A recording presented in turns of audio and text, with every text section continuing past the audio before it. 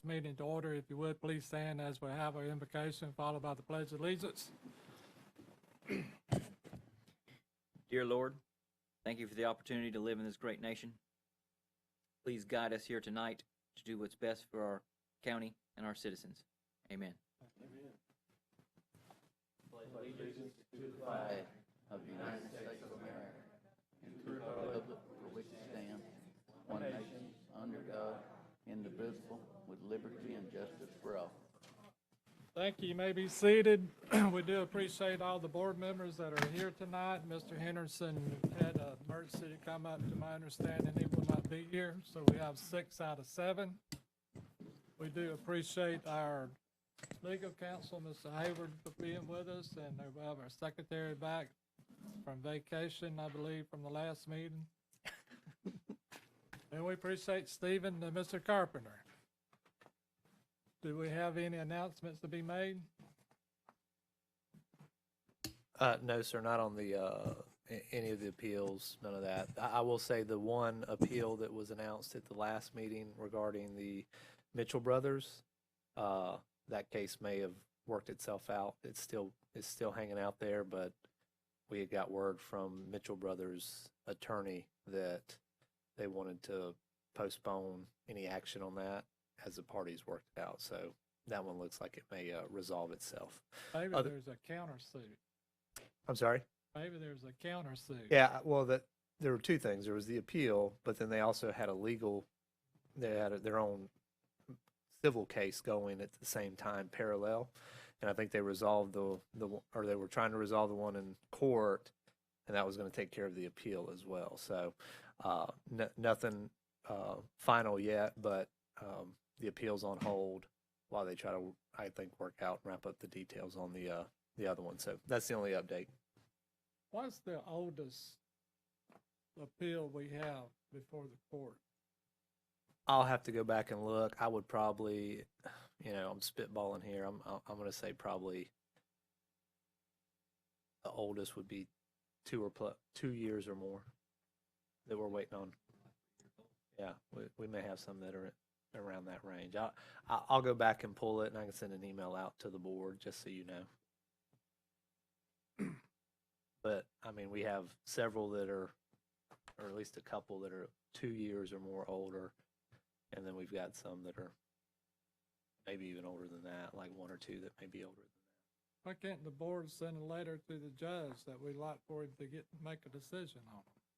Well, you could, and I will tell you some of the other parties have done that, and the ones who are seeking the appeal, they've sent those letters as well to the judge. And I mean, what if other we than send it to the circuit court, to the circuit judge? That's the what do you call it? The head judge in Pensacola. the administrative judge? Yeah, you could do that. There is a mechanism under the law. Should a court, like a lower court, not be compliant with its duties, you can actually send something up to the appellate court, and they can mandate that court take action. That's pretty rare and kind of a tenuous type of thing. How rare is it to have a judge that won't make the decision in 3 years? I mean, at the end of the day, that's pretty rare too. At the end of the day, we're supposed to sit here and make decisions, and these people has money that they have invested in property, and they waiting on the decision of the court, and he's ignoring his duties as far as I'm concerned. And how rare is it that we ain't never waited this long before, to my understanding? Yeah, like I said, it's not common. If we don't do something, I mean, when he made the decisions on the one, some parties asked him to make that decision, so he pulled it out and made the decision. So it seemed like.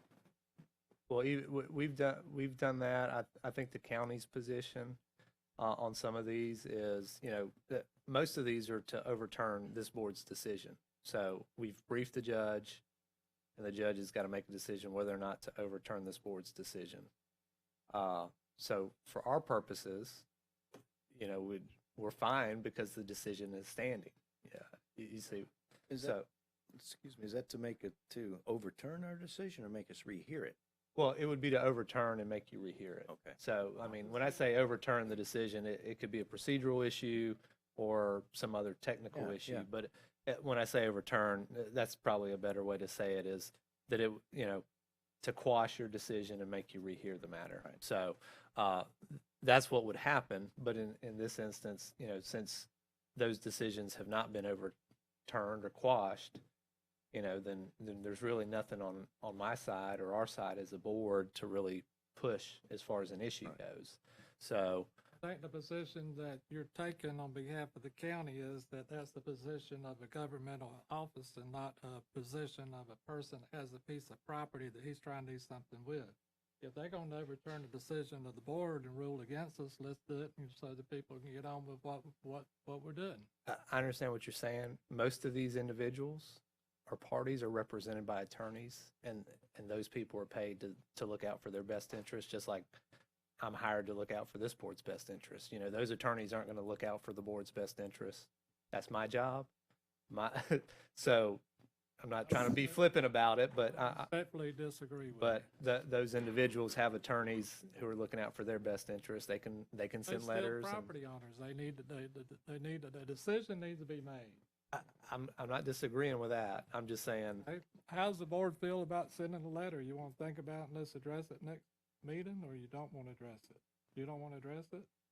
I think you feel pretty strongly about it. Maybe you should send a letter. I don't mind sending a letter. I let him lost one time in front of him, another time won't hurt. You can sign it as the chairman. You don't need the full support of the I board. want your name on it. yeah, I think I if it's going to be something that he would sign as the chairman to represent this board, then I would want the board to approve that action.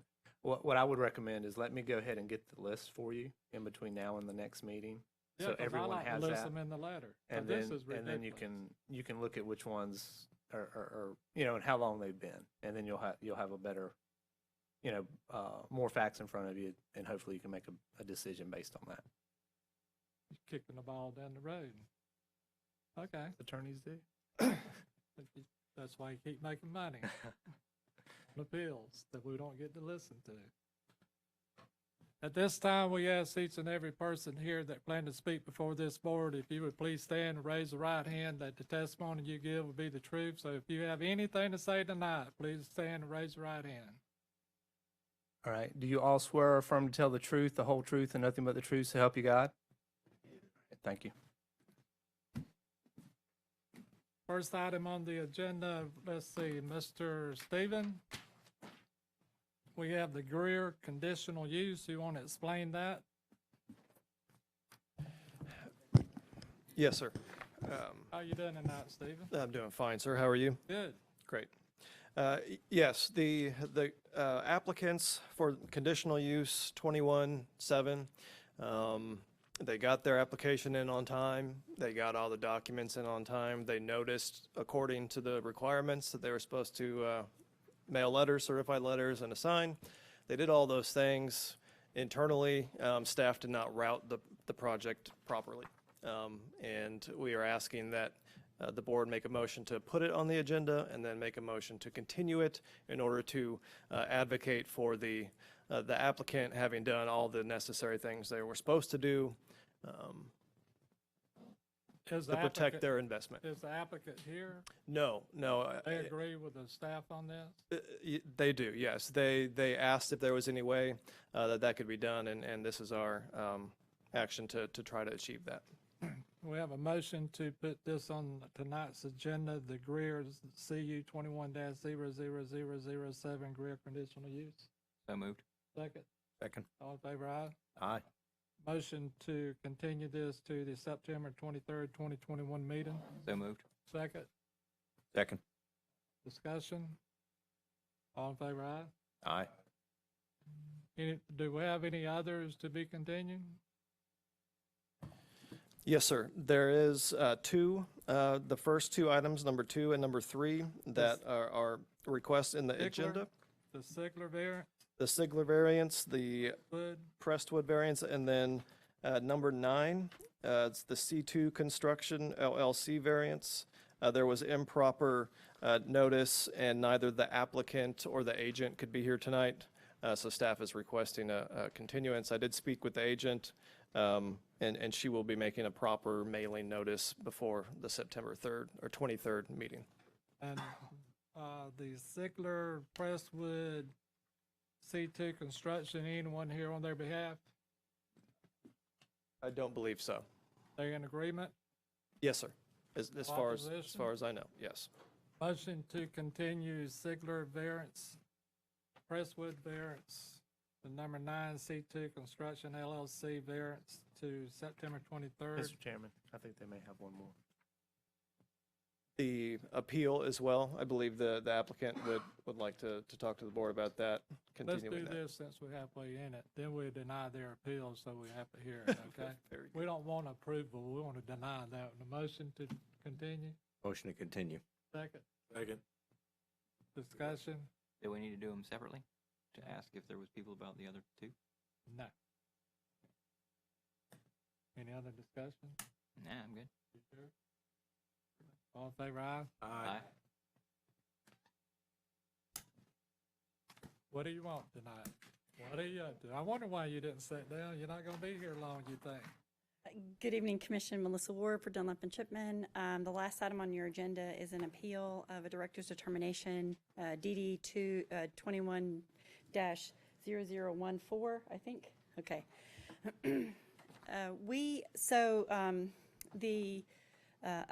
The appeal was originally written and filed by a separate attorney in Pensacola, I think it was, and the owners of the property contacted Dunlap and Chipman and a few other local entities to try to work out an agreement with the planning department and the community. So in an agreement, as far as we have thus far, we've set up to have a community meeting at the Coastal Branch Library September the 7th. And because we're trying to establish that community meeting to work in a settlement agreement, we would like to ask for a continuance for 30 days to be able to present that back to this board. And if you do not, then you want us to hear it on the 23rd of September? I suppose, yes. If we don't come to an agreement, yes, we would have to hear the appeal. You want it in October? No. Okay. Stephen, what you have to think? Do you agree? Yes. Motion to continue item number 14 to September 23rd, the appeal of the DD 21-00014. So moved. Second. Second. All in favor, aye? Aye. Are we through with that, all of that now, Stephen? We're good? First item on the agenda is the Poppleton conditional use for RV. Come out and state your name for the record. Who's here for item number 4? How you say that? Poppleton? Poppleton? I thought, you want to come out and state your name for the record? Anastasia Poppleton. What's your first name? Anastasia. What do you want us to do? I'd like to get power on the property, and this was how I was told I needed to do it. Just that simple, isn't it? It wasn't for me. There was a lot I had to do. All right, you out in unit number 3, Oakwood Hills, and Oakwood Hills is the subdivision where there are a lot of mobile homes. We do a lot of these, and you have, you're on the Girl Scout Camp Road, and you want to put a camper on it? Is this going to be a camper for you to live in, or is this going to be a camper for you to take on and off? Take on and off. Okay, because you understand that it's been pointed out to me that we can't grant you a variance to live in it. We have to grant you one because you have to on and off, okay? Right. Mm-hmm. Any questions? Have a seat up front, please.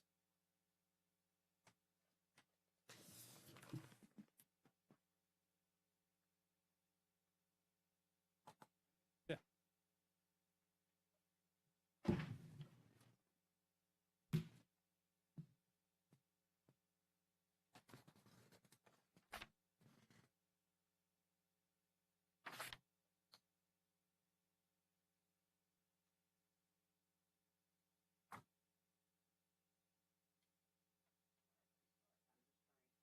There were several of us that are here tonight to speak on the item Well, if you would, just have a seat, we'll address that when I get through to this later. Okay. Stephen, what do you think? If I could have the staff report entered into the record, please? Very Yes. good, thank you. Staff has determined, based on the application and the zoning district, that the temporary use of an RV is allowed under the zoning district. The applicant has indicated that she would meet those requirements as a temporary use. She would not rent or otherwise use this land or the vehicle commercially, and that she would treat her wastewater and waste on site. However, this morning or earlier today, we did receive notice by code enforcement that the adjacent property to the north has a code enforcement violation with RV uses illegally. And staff would just ask that the board consider conditioning approval with just some enforcement language against the commercial use of an RV on that site. We're afraid that there may be some spillover with that violating landowner adjacent to. You want us to do a conditional use with a restriction that no commercial use? Right, it is in the code, plain and simple. We just want to assure or ensure that there is a complete and total understanding by the applicant that is absolutely not. Do you have a copy of the code? I can produce a copy of the code. Very complicated? Is it very long? Is it one page? I can print out a simple, just that page, absolutely. To address your concern. Well, are you asking that the conditional use can be revoked if it's used for commercial? Because normally if you give it a conditional use, they could be cited, but it wouldn't revoke their conditional use. They could No, it That would- gives what he's asking is to make sure that they're clear what is in the code so that code enforcement can clean it up. We can do that by taking the document that he's going to provide us and attach it to the conditional use. So when they receive it, it's clear. That's what you're asking for. That wasn't exactly it, but yes, that would certainly serve our purposes. If that's what you would like, I can provide a copy, enter it into the record. Copy to attach it to the conditional use. Yes, sir. I'll take care of it. I believe so. Ma'am, if you would, come back to the podium. Have you read the requirements or the rules and regulations on this RV conditional use? Have you read them? Yes, sir. Do you understand them? Yes, sir. You raise your right hand and swear that you don't need to have. You can put it down. But you're going to do what you're supposed to do, right? Yes, You sir. ain't going to put no hot dog stand out there, right? No, sir. Or sell no meth out of it, right? No, sir. All right. Very good. Any questions? Does that count as commercial use? Yeah, man, it's all over Walton County. I'll give you 3 places within half a mile of me. It's like a Dairy Queen. They're coming and going. Drive-through window? and That's everything? right. I just got Have a a question seat. about what's the place next door doing? I'm just curious. See, I would like to know Wait a that too minute. Wait, because I don't. wait, Max right wait, here wait. going. We don't care. Okay, We got 10, 15 here. We're not getting into the drama. okay. Okay? Mr. Carpenter, you got something to say? What is it? Yeah, I don't mean to be rude. I'm sorry. It's just, I want to get this on the record. We have a code case on the adjacent parcel for renting RVs through Airbnb or Hippie Camp or one of those short-term rental websites. We have multiple complaints on that, and those complaints include this particular parcel as potentially being involved in that operation. And we just want to make it clear that she cannot do that. Mr. Carpenter, we are going to attach the rules to the conditional use, and she understands that. You know, it's not this board to speculate the use that could happen from it. We're going to intend to do what this board is allowed to do, and it's up to the code to enforce it. But we're putting the teeth in it as Stephen asked us to, and that's all we care about. And that's all we're asking you to do, just to make sure that the applicant clearly understands. And she's going to raise her hand twice. Any other discussion? Motion to close it, public discussion. Have a seat, ma'am. Motion to close. Second, Second. discussion. We're, I'm afraid to say anything, 'cause he's yelled at me a couple of meetings ago. All in favor, aye? Aye. Aye. Motion? Tick, tick, tick, tick, tick. Motion to Remember? approve with Thank the, Second, with the language attached. yes, with the language attached as discussed. Yes, sir. Second. discussion. All in favor, aye? Aye. You got your, where did you go? You got your, Additional use. if you put it on Airbnb, don't let nobody know it. I'm That only won't joking, happen. Doc. You good? You good? Yep. Good? Yep, No, you're good. Sit back down or? You can get out of here. Oh, I can leave. Okay. Yeah, or you can stay. Whenever I get ready to sign it and he gives it to me and I don't forget it, you know, I try to get it to you pretty soon. But check with Karen in about 2 weeks, right, Hayward? Yeah, week to 2 weeks. And I try to get it signed this time, okay? Thank you. Now, you want to address your concerns? My name is Lee Williams, and I live in Seagrove off of 30A, about half a mile east of the property in question where Whiskey Bravo, Cowgirl Kitchen, and the cottages of Seagrove are being discussed about development there. But Ms. it's not going Shipley- to be discussed tonight. I realize that, but there, I just wanted to make a comment, given that it was continued based upon Ms. Shipley's statements, who represents the developer and the applicant. There are at least 3 of us that I know that are here tonight to support Mr. Carpenter's designation of this as a major development. And we just heard from the lawyer for the applicant that they planned on meeting, I suppose, with Mr. Carpenter and the community on September the 7th. That is less than 2 weeks' notice. This has been a very, very big sticking point. They have raped the land there without a permit. I was there personally asking them for the Let me permit. explain to you the procedure. Yes, sir. We try to take and work with the people when they ask for a variance, or not a variance, but a contingency. She asked for a contingency, she explained why. Our main purpose is to give her a contingency. We're not going to hear testimony tonight from you or anybody else. You want to come back on September the 23rd, we'll hear from you.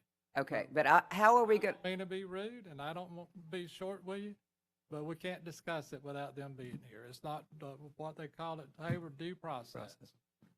That's fine. I totally get that. But how are we going to get notice, Mr. Carpenter? Only to the 300 feet people? Well, I'm not within 300 feet, so I'll just have to keep. You know calling that it. there's going to be a meeting on the 23rd. Right, That's- it'll be the same time, same place But on the regardless 23rd. of how this ends on the 7th, If they come to an agreement where they do not have to come to the meeting, everybody agrees, they won't be here. If they don't come to the meeting, they're going to be here. sounds good. Thank you. Thank you very much. Are there anyone else here that, you said there are 4 or 5 people, are y'all going to stick around or y'all want to leave?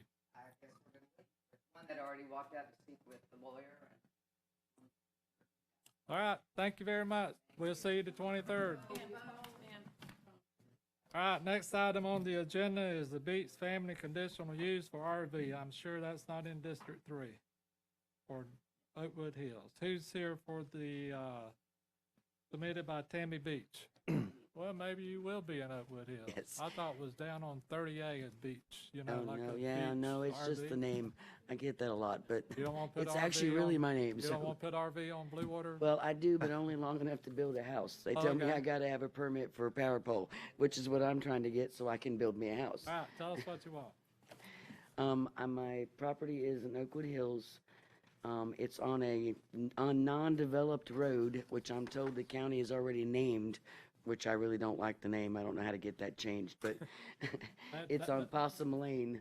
And again, it's not even spelled correctly. We'd really like to get the name changed, but either way, I can't get a power pole until you guys tell me I can. So that's what I'm trying to do.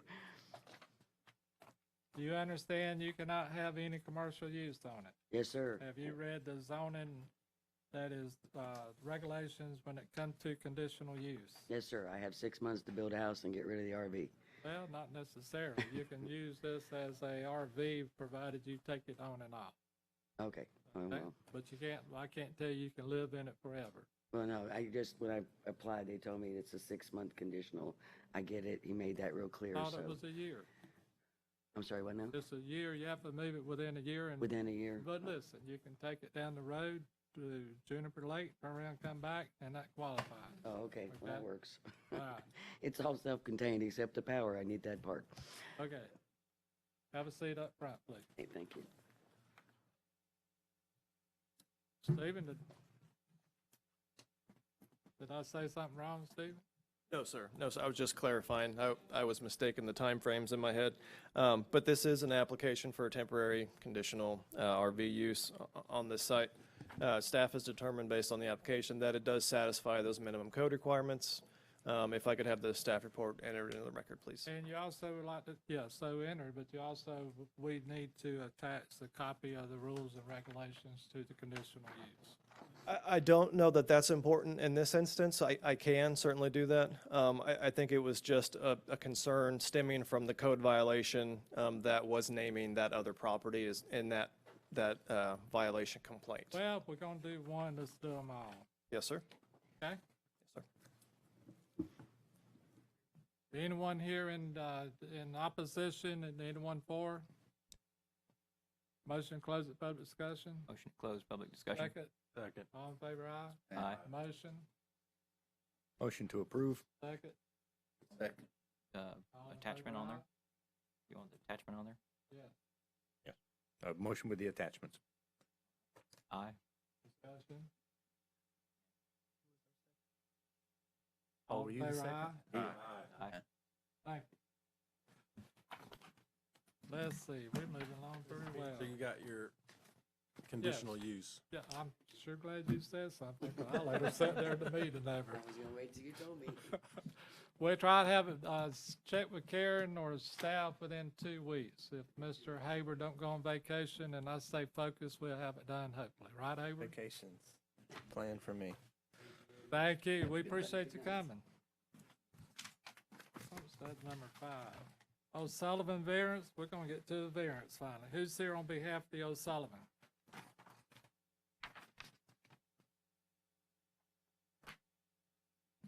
Item number 6. State your name for the record. Yeah, Sean O'Sullivan. Eileen O'Sullivan. Pardon me? Eileen O'Sullivan. What are y'all asking for? We are requesting a variance for a reduced setback to have installed they call a swim spa in our backyard. Currently, our house is at the 15-foot setback, so we need the request for the reduced setback. You right on 38? Yes, we are. What subdivision you in? You in,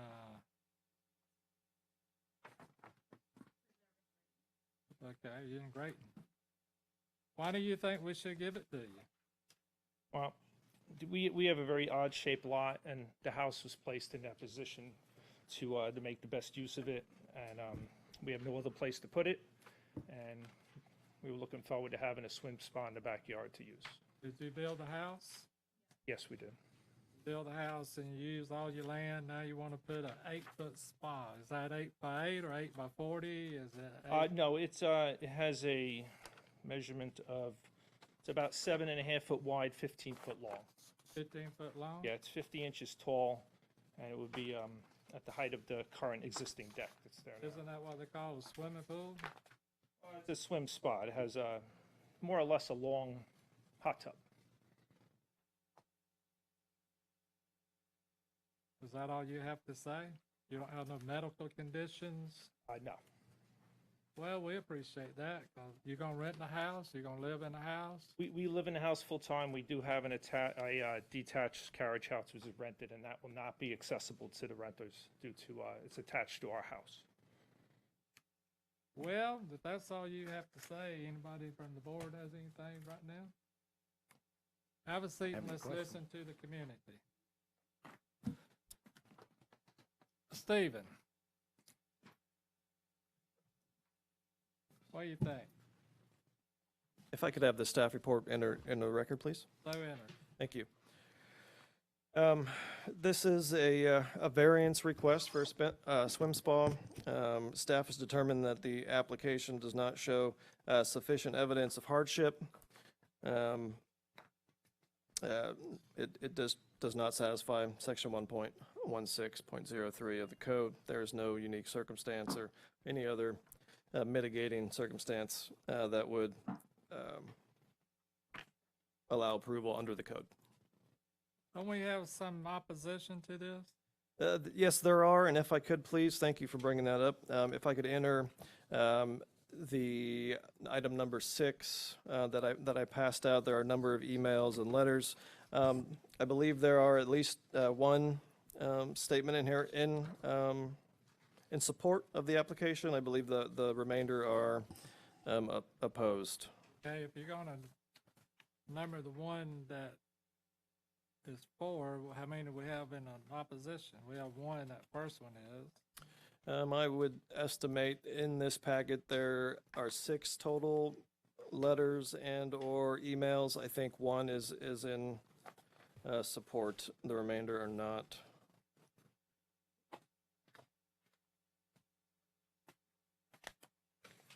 What are we gonna call that? Hayward Staff Exhibit 2?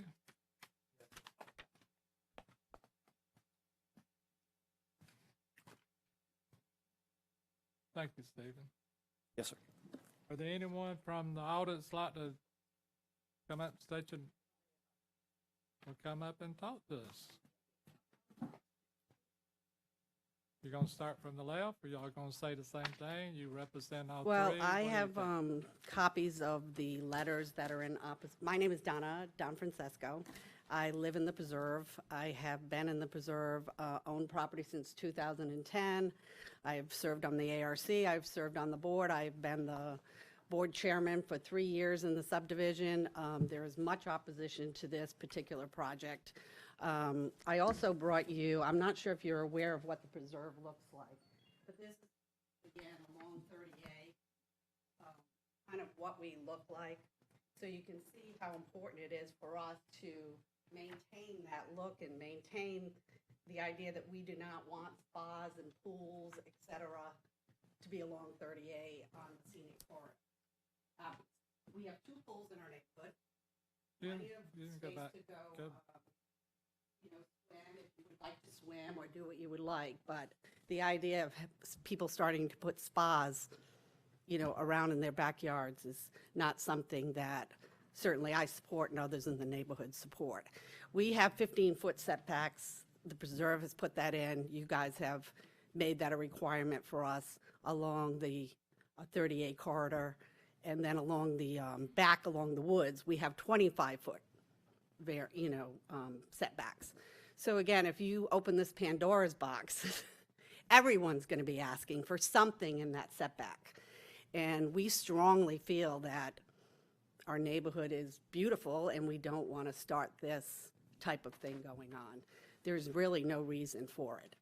I'm not sure if copies of the letters that people wrote are something that you need to see. We got them. You got them all? We've got the emails. If there's anything you want to put in, now's your opportunity to ask the board. Well, I would to like put to it in. ask the board to make sure all of these letters are in, because I have We're more gonna than I put think that he has. public. Yeah, we can do that as Public's Exhibit 1. You're gonna let us have that, right? I've got multiple copies. Okay. But again, we just don't really see any reason that this is, like you said, a necessity. We have a lot of rentals in our neighborhood. If this starts, most of the people with rentals, they have a rental. They say they only rent the carriage house. At other times, they have rented their house itself. But we have about 40% rentals in our neighborhood. If we start opening this Pandora's box of having spas and tiki bars or whatever people want in their backyard, it's really going to change the neighborhood. And go ahead. Did this pool design get submitted to the HOA No, for it has approval not. by the review board? No, it has not. And that's, something that we are very concerned about as well. Eileen is a member of the ARC, and this has not been presented to the ARC. So typically, we don't like to hear these cases because giving a variance to a property that's not even gotten the HOA to approve Right. the pool is kind of fruitless on our end because it may not even be approved by the HOA. So I would prefer that it go through the HOA approval process before it even I gets there. think since it's here and they brought it before us, let's vote on it and move on. Because it's up to this board to either vote for it, not vote for it. We vote it down, don't have to go. They knew the process that they should have followed, and they should have followed it. If you want to sidestep it, I think it'd be an injustice to the owners that's here before us today with the property folks. Exactly.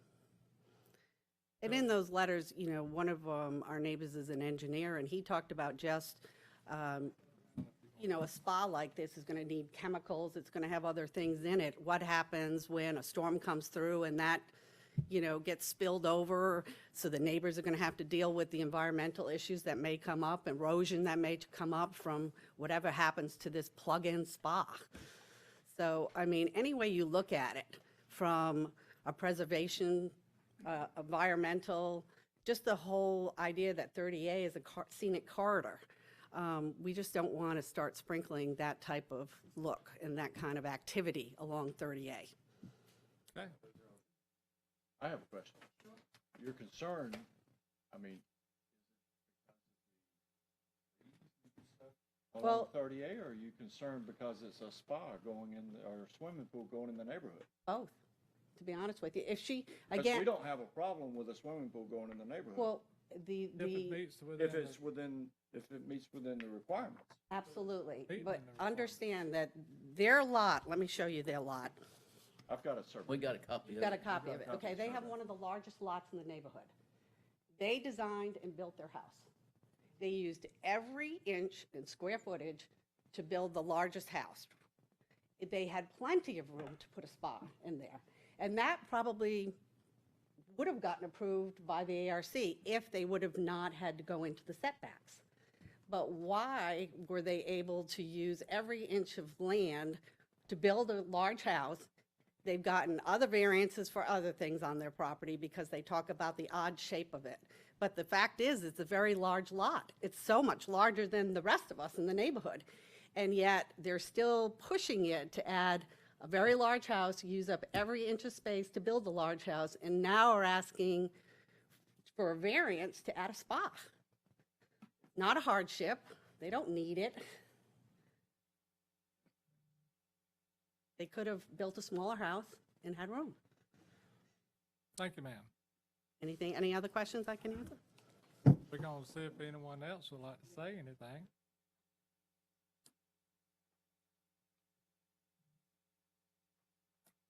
Helen Brasher. I'm also a neighbor. I live in the neighborhood. I've lived there for 4 years. I've been on the ARC. I'm currently the vice president of the board. As you pointed out, this has not been presented to us. This is the first time I've actually been able to see the full plan and hear their side of the story, why they want it. Our design code, our covenants do not allow permanent structures to be in the setback. And I'm all for pools, absolutely. I don't have an issue with that. It's just putting things, permanent structures, in the setback when there's no valid, good reason for that. The setbacks are there for a reason, and I think we need to preserve them. Thank you very much. Are there anyone you want to? Well, we thank you for not coming up then. Anyone else? Anybody for it? You need a, for Stephen. let's get him to speak and then you can ask Stephen. Fair enough? Or you want to hear Stephen first so you can ask them? What do you want to do? You have a chance to come up and give your final reason why we should allow this. Hey, I just want to, one second. sorry. Just, gentlemen, just make sure make sure your mic's on and you try to get. It's on. Okay. You just need to get closer then. Why, you didn't like what we was whispering about? I don't know. I couldn't hear it, so I might not have liked what you were whispering about. Just clarification on what we did. Regarding the HOA pre-approval, we were under the belief, and we were told by some other people that, if a variance was needed, get the variance first, okay? And then why bother and go through HOA if we got to come here anyway? So we wanted this solution first, get the approval or not, and then we would go to the HOA for the next step, okay? There is a buffer behind us, a wooded buffer. The area where we're going to put this swim spot is about 18 feet deep, and it's heavily treed, so visibility from the street is definitely limited. You're not wide open. Regarding chemicals, it's a pool. They're all over the place in Florida, and I don't know if that would be an actual issue. And they mentioned a prior variance. We've never applied for a variance to this board before. It was a variance through the HOA, so we put a gate across our driveway. That's all that was. Okay? I'm sorry. Thank you very much. Thank you. Now you can ask Stephen. Even. I do have a little bit of familiarity with the scenic corridor buffer requirements. What is that buffer requirement on that 15-foot setback facing 30A? Are you talking about the common area that runs the length of the subdivision, or are you just speaking in general? Does the subdivision's common area meet that 30A scenic corridor buffer requirement? I imagine at the time of approval of the subdivision, it did. Okay. I suspect that's the there's case anyways. No additional requirement on their lot. So it's a 20-foot buffer, and they would be out of that anyways. In this instance, what they're proposing is out of that buffer area. So they would be allowed to clear cut that to the I property believe line. their yard is already clear where they intend to place it. It seemed like it anyways. Okay. All right, that was my question. Motion to close the public discussion. Motion to close. Second. Second. All in favor, aye? Aye. Motion. Motion to deny. Second. Second. Discussion. I think that there's a tremendous amount of opposition to this variance by the public. I also feel like this is a very, very large lot that had plenty of opportunity to have a pool designed originally, and there still appears to be places where a pool could be added within the buildable footprint of the site. So I empathize with them. I don't feel like violating the setbacks of the neighborhood is setting a very good precedent here. So I think we allow a lot of variances on people because of medical. And I think, we've finally eyes has been open as far as variances in the medical. And I have to agree that the variances or the setback is there for a reason, and we don't need to be allowed to be abused when we don't have to. I mean, we grant variance in the setbacks when it's necessary. And I sure don't think this is necessary, so I agree. Any further comment? We have a motion to deny. You got something? I said, I don't know, I would think that would address the hardship. I said, I didn't think the hardship was well established. I didn't think there was a well-established hardship. I agree. They didn't lie and get a doctor to lie, did they? Okay. We have a motion second. All for denial. All in favor, aye? Aye. Opposed? 5-1. You get that, Karen? Your variance request has been denied. You have the right to appeal the decision to the circuit court. You might get a decision from him in 4 or 5 years. Welcome now. Can you put it up on the porch? That's what I was wondering, if you could put it. We got about 8 more of these to go. We don't want to cut you short, but we're going to move along. Thank you. O'Donnell Variance, would you please come up? Who's here for Judy O'Donnell? They'll need this thing back from Hayward. Good afternoon. Hang on a minute. Thank you for giving me the opportunity to share with you why I'm O'Donnell. applying for this. Let's let our lawyer sit down because he's. Didn't think you could that do good? 2 things at one time, Hayward. I've been working on it. I've been practicing. Okay. State your name for the record. I'll warn you, I can't hear very well, so you either have to talk loud or I have to talk softer. State your name for the record.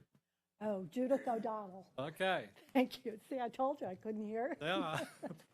Anyway, thank you for giving me this opportunity to share with you why I am applying for this variance. I'm a 76-year-old Air Force widow, and today I was very emotional with all the events in Kabul, and please pray for our troops and all the innocent loss of life there.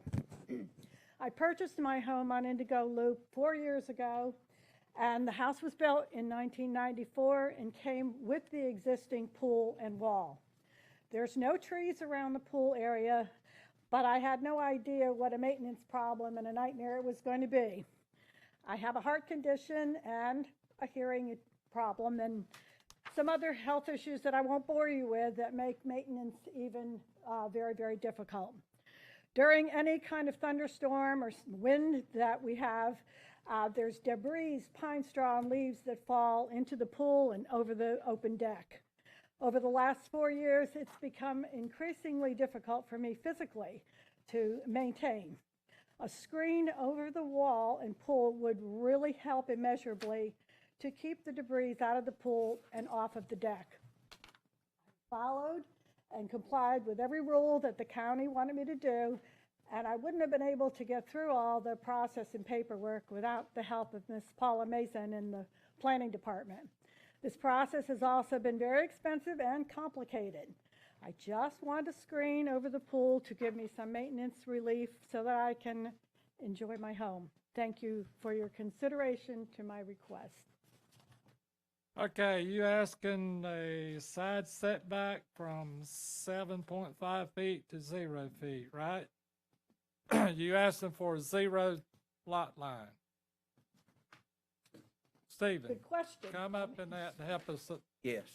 Okay.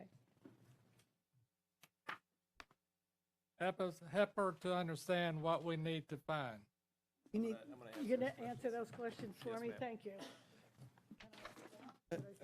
I think you could sit. Thank you. Yep. According to the drawing, go ahead, Stephen.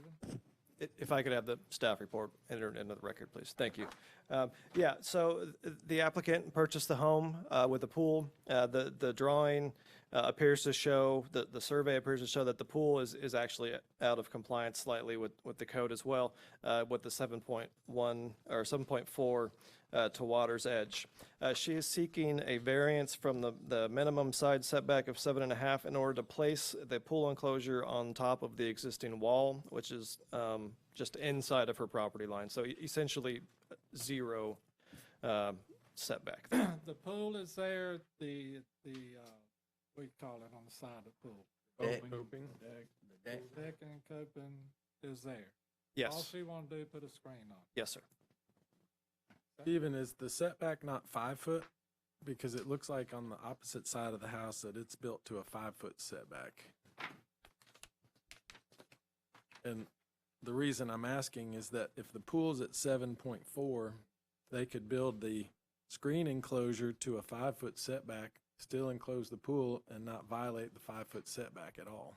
Yes, it's possible. That is something, that is an oversight on me. If in fact they are available to have a 5 foot setback due to the age of the plat and the size of the lot, then yeah, what you just said, if she could accommodate that and move it in slightly, then yes. You want her to build a screen on the 5 foot line from the property line, which is gonna give her 2.4 feet for her to walk by to clean the pool? Is she gonna fall in as she And walks? it's narrow. 2.4 is gonna be on the other side toward the fence. No, no. She'll have 5 foot from the pool, right? No, I was saying she could meet the Oh, 5 I foot got you. setback. Yeah. no, And he's- at its worst condition, it would be 2.5 feet. But isn't the deck of the pool already, isn't that allowed? Pool deck is allowed in the setback. Well, and the- I'm having a hard time to understand if you're gonna allow a deck, pool deck, and she wants to screen it. And the fence is already there too. It's the enclosure, because you're creating a visual obstruction that's both vertical and horizontal that closes in that area. How tall is the fence? How tall is the wall? Wall. I that's there now? don't know. It's a complete cover. This goes Looks up like and it's goes 6 foot. Yeah, but there's a wall there now. There's a wall that's there now. 7.5 It foot. it looks like it's about 6 foot high. It's 7.5 foot. Miss O'Donnell indicated the wall is 5 feet high. I told you. 5 feet. Right, but the wall doesn't violate the rules either. I 2.5 feet is not enough to get around the pool, in my opinion, to clean it, to service it. If you don't want to give her if you don't want to give her 7 feet, let's give her 2 feet, make it 4 foot. I don't have a problem with her enclosure. I mean, I don't have a problem with it either. You've already got a Sitting on the 5 wall. foot wall there Gentlemen, anyway. this is, if you got questions, that'll be part of the discussion. we are discussing it. It's a little premature. Premature. little premature. Do you have a question for? Well, if we get through discussing it, we will. So the county's position is the screen enclosures are not allowed in the setbacks. There is no distinction between a screened enclosure and any other accessory structure in the code. How many people's in opposition? I don't believe we've received any opposition How for many this. people supports it? I believe there may be a statement of support in here. There was one for sure. Yes. Yeah, there yes, was I an believe there's an email, and then I email think in Emerald here. Bay has also approved the request. That is Emerald correct, Bay did. yes. Yes, sir. There's a letter in there. The Emerald Bay has seen the plans and otherwise approved it. What's your position, Stephen? I forgot.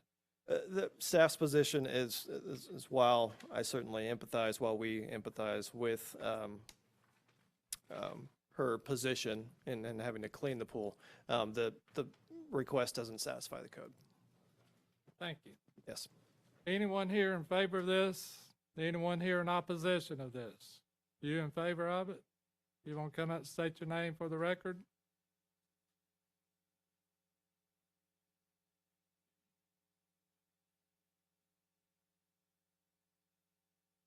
Pull it down. Hi, my name is Madeline Rivera, and I'm her next door neighbor. Are you the one that, are you the neighbor that this joins? Yes. So you understand you're gonna have a zero lot line or is a fence on your zero variance? Zero property, something, go ahead. What I'm understanding is that the screen is going to be on top of the existing wall. Is Right. that correct? So the variance would, if what you're trying to do is put it inside the wall? That's the part I wasn't understanding. Well, I If- was discussing that if she were to do that, she would not need a variance.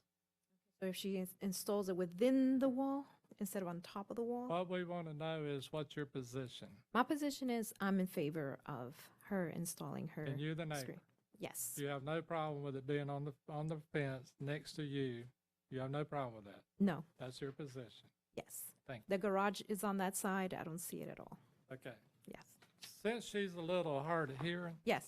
Ask her if she has anything else to say.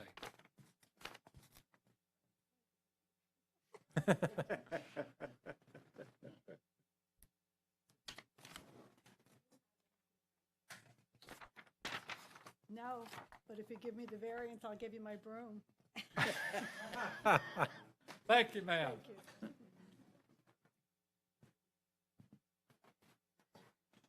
Gentlemen, if you got something to say, we need to hear it. Otherwise, you gotta keep it quiet.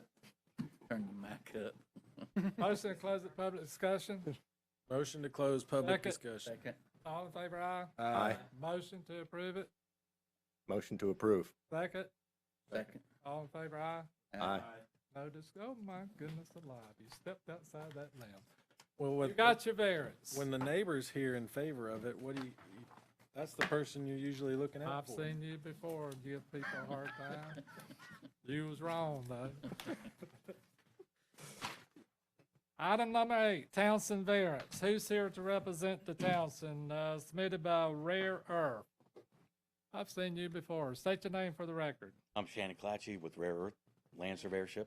Shan what? Shannon Clatchy. Okay. What do you want us to do? I'm asking contritely for a 9-inch variance to the rear setback of this property. We, as surveyors, erred and entered in.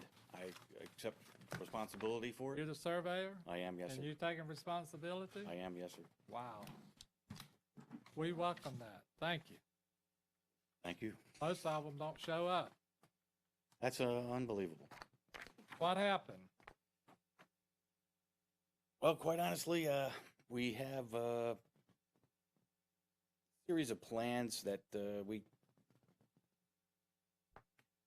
take directions over the phone, and it's my understanding we're taking directions that the developer or the contractor at large, he had mentioned that they wanted to put a 18 to 19-foot driveway in the front, and somehow or another that got entered into my field guys' sites, and they've neglected the check that they were that close to the rear setback. So weeks had passed before I'd found out, oh dear, we're in the rear setback. And then I got on the phone with this fellow by the name of Bill Livingston and said, yeah, we have an entry into the setback. What should we do? I was like, well, I think we should go for a variance and get it cleared up. And Have you stopped construction? yeah, yes, sir. The contractor at large, I think, has had the thing dried in, but they haven't gone any much further. No windows, no doors, no further construction other than, I think, quite honestly, I don't know. I haven't been out there in a few weeks, but I don't think anything has progressed. No, sir. We're going to hope that they stop construction. They have to. They can't get a sign off on their inspections. I don't mean they have to. Okay. You're right. Have a seat, sir. Yes, sir. Stephen. If I could have the staff report entered into the record, please. So entered. Thank you. The applicant, the application that staff was provided does not provide evidence of satisfaction of 1.16.03 of the Land Development Code. There just does not appear to be hardship other than, you know, what would come of a denial this evening.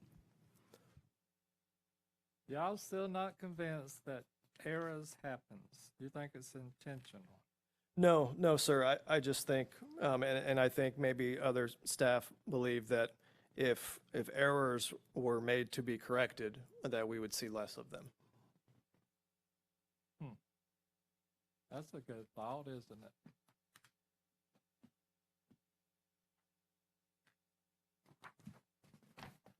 I wish that were true. In a perfect world, yes, sir. I can assure you one thing. I forget, what was it, W.W. Carl, was that it? When he had to pay $15,000 to move a slab because we denied it and teared it down. He hasn't been back. We have had no issues with his work. Retired. Maybe I'm about to put him in retirement, huh? Put him out of business. He sold his business. Yeah. Thank you, Stephen. You're welcome. Are there anyone else in here that would like to speak for or against? State your name for the record. My name is Thomas Pampanella. I appreciate the opportunity to speak to y'all tonight. I put my thoughts on paper because I am the next door neighbor. And if I don't write them down, I'll forget it and I'll walk out of here and I'll regret not saying things. So I apologize for reading, but a lot of information for y'all. My family and I are full-time residents of Walton County. This is our home. I fully believe the Land Development Code is here to protect all Walton County residents. The code statutes are not ideas or suggestions, they are the rules. These are the same rules that myself and other homeowners had followed when we had our homes constructed. They're the same rules that enabled us and others to know exactly the constraints of where future homes would be placed when lots were purchased. The same rules that enabled us to plan our window placement and others view specific items appropriately, given that we did not suppose, but instead we knew exactly where future homes would be based upon the Land Development Code. That knowledge has been undermined. On July 13th, when Walton County Code Compliance performed the site survey and verified the construction is indeed in violation of the rear setback as designed by the code, this was not the first time this issue had been brought up to the builder. During the initial excavation and formwork phase, I voiced concerns to the builder regarding placement of the home, but was told that all was correct, and construction continued. On July 1st, the builder was contacted by the HOA and asked to verify the rear setback, and construction continued. On July 3rd, a new survey was obtained by the builder, which did verify that the house was intruding into the rear setback, bringing it closer to Topsail State Park than allowed, and construction continued. With all the knowledge that this home is being built in the wrong spot, construction has never stopped. As of today, it goes on. With Section 1.1603 requires... Hang on a minute. Yes, sir. Back it back up. Definitely.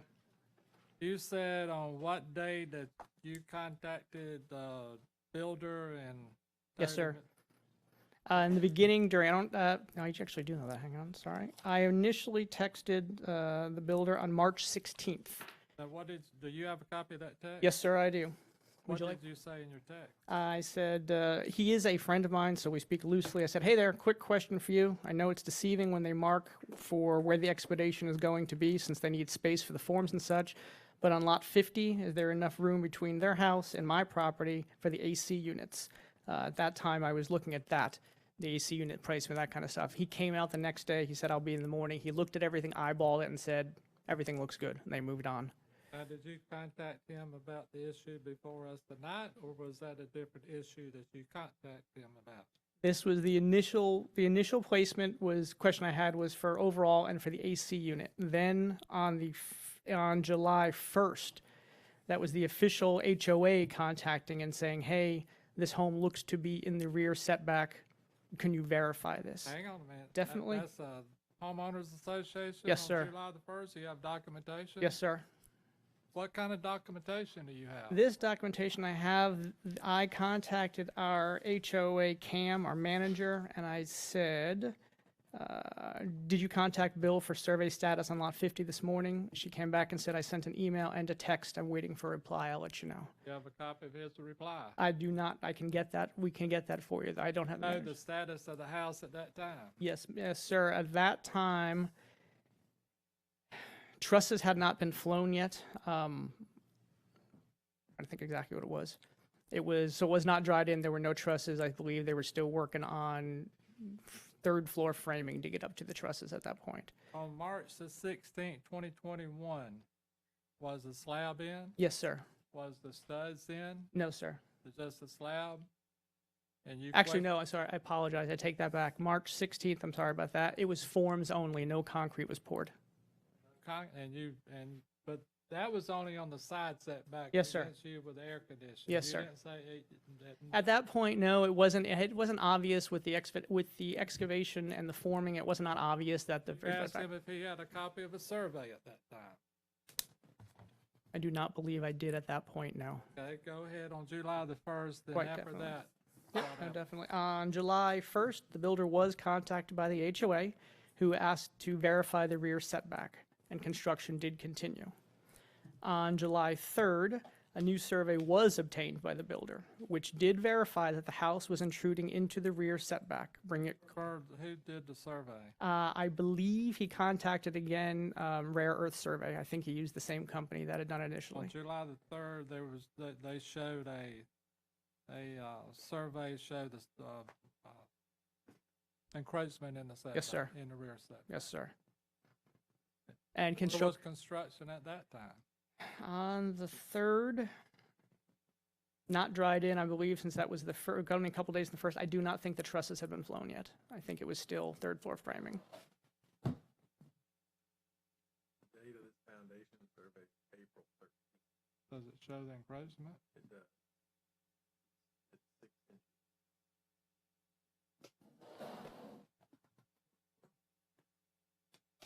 Who did that? Who? Shannon did the foundation Rare survey. Earth? Yes, Rare Earth is. Go ahead with your presentation. Yes, sir. Thank you. So with all the knowledge, construction has never stopped. As of today, just so y'all know, the windows are in. It's got the bitches hanging on the roof. They're doing plumbing rough, and now windows are in. They're doing rough HVAC as well. It has never stopped. The only time it did stop was when there was a construction delay waiting for the trusses, regular material shortages that have been going on in the area. But construction has never stopped due to variance issues or double checking that the house is in the correct spot. Construction has continued as fast as they could, basically. As y'all know, Section 11603 requires proof of unnecessary hardship. It explicitly excludes self-created hardship. There's nothing about this lot that necessitates a hardship. It's a rectangular house on a rectangular lot. It says also requires proof of unique circumstances, which there are none. It requires a need for reasonable use, which there is none. If it is approved, it would grant a special privilege, which is denied by the code, as it would be able to be closer to the park than any other house. Not only does this variance request not satisfy the minimum requirements of Section 11603, but it goes against the very fundamental principle of the Land Development Code, which is to protect all of Walton County. I stand before you tonight and I implore you, please allow the code to continue to protect us all. Do not allow an exception to become a precedent. Please do not approve this variance. Thank you for your time. I appreciate it. Sir, do you want to introduce any of that? Yes. Documents? Yes, sir. Yeah. All of them. Publix Composite Exhibit 1. Anyone else here? would like- I have a question for you, if you don't mind. No, definitely, sir. So the house encroaches into that setback 6 inches. Yes, sir. 6 to 7 inches. I think the official they're asking for is 7 at this point, correct?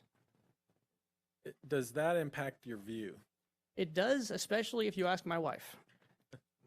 So yes, and So it, the house is going to impact the view regardless of it being 6 inches into the setback. That house going up next to you would have been very jarring. which, yes and no, I totally agree with that, except we understood exactly to the pinpoint accuracy of where it would be when we purchased the land, looking at, I'm meticulous. I got the tape measure out. I found the rear pin. We know where the neighbor is going to be. We position windows, furniture, all that stuff, knowing by code, this is the furthest this can go back. So by that regard, yes. I see on the survey there's pavers noted on your lot. Yes, there. sir. So you have a garage that faces their property? No, sir. The pavers are, if you look at the front of our houses, there's a paver walkway around the left side of the house, which goes to the paver patio in the back. Our houses all have front-loading garages. Okay, so your house is within 5 feet of the setback also? It is, yeah. Our house is a little over 5 feet from, it's within the setback, correct. It's not on the 5 foot line exactly. It's in a little bit more. Okay. That's all I have. Definitely. Thank you all. I have a quick question. Oh, yes, Are you on lot 72 or lot 49? I am lot 51. 51. Yes, sir. Okay, I follow. Yep, perfect. Anybody else? No, we're good. Thank you, gentlemen. Anyone else here like to speak?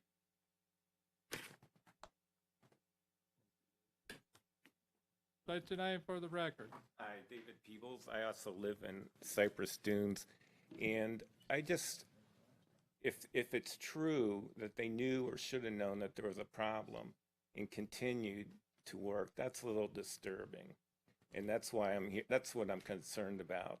And I don't want someone like that to get rewarded for that kind of behavior.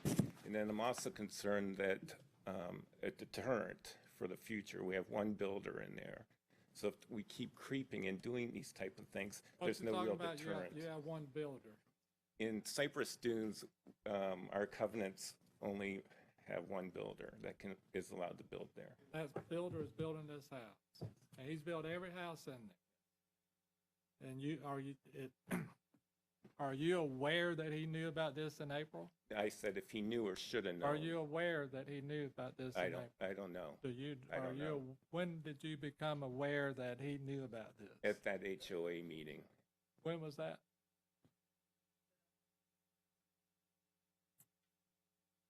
I'm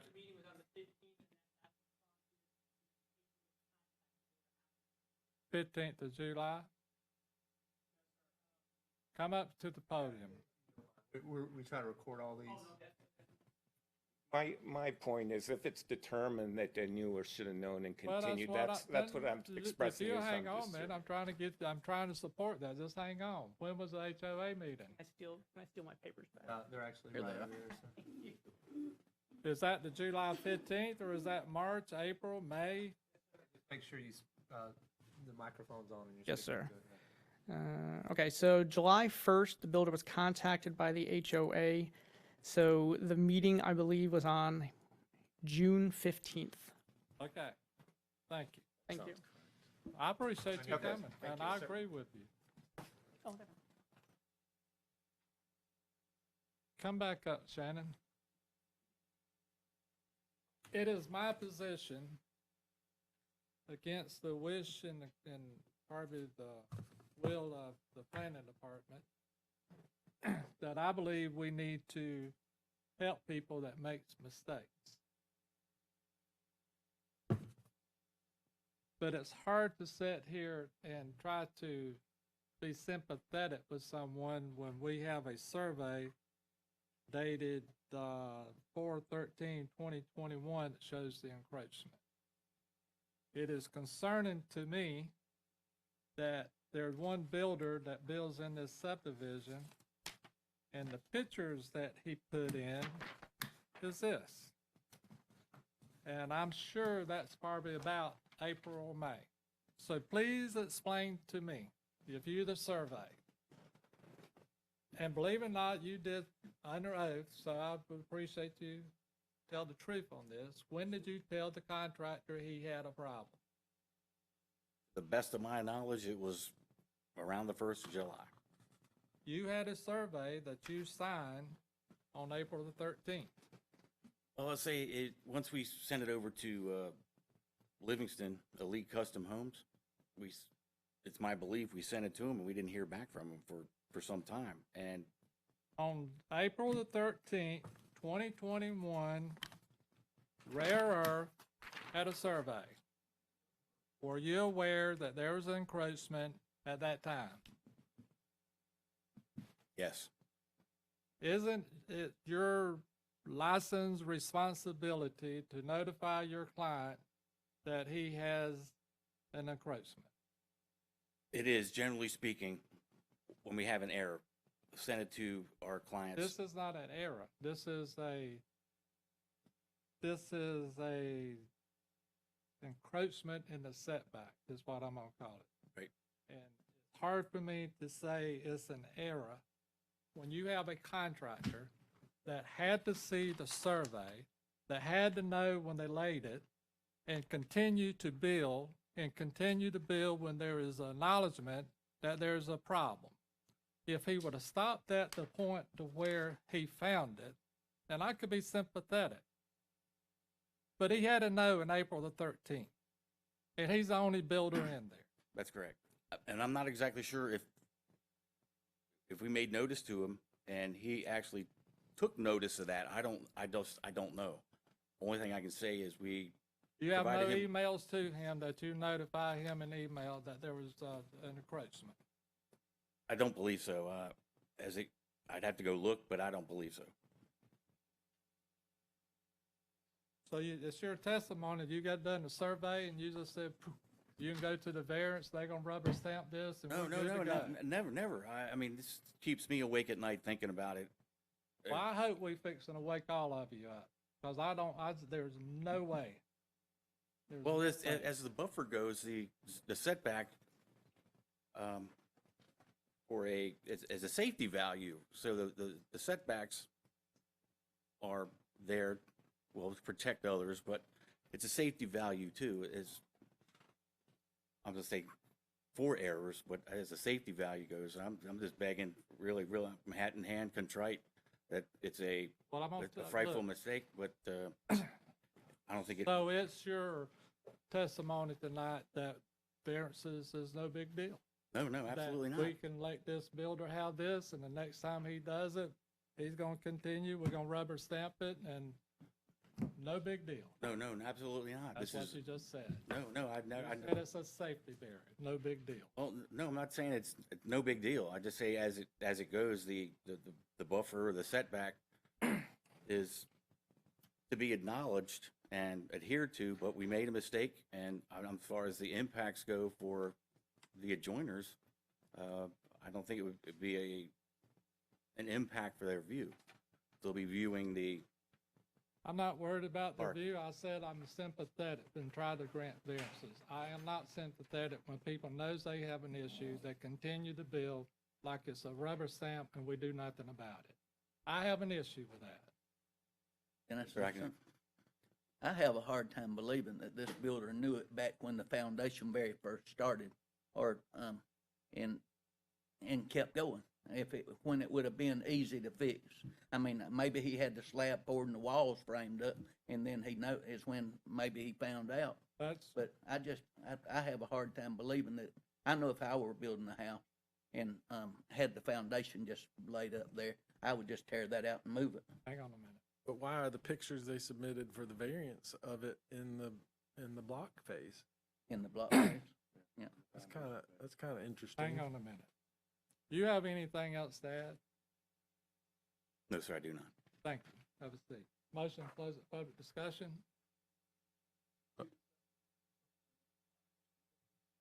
I thought I've asked everybody. You got something to say? Come up. I apologize. I thought we covered everybody. I didn't see your hand. I'm sorry about that. My name is Tim Passons. I'm also a neighbor in Cypress Dunes. I'm in lot 54, so it's just 4 lots down from the property. So it is very clear when you stand in the backyard and you see the house protruding out, and he didn't have to look at a survey to see that. It is very clear. It's one builder. There should be no mistakes. Yes, it's 6, 7, 8, 9 inches, whatever it may be, but we pay for a view. We have a beautiful view over the state park, a beautiful view to the Gulf, and every inch matters.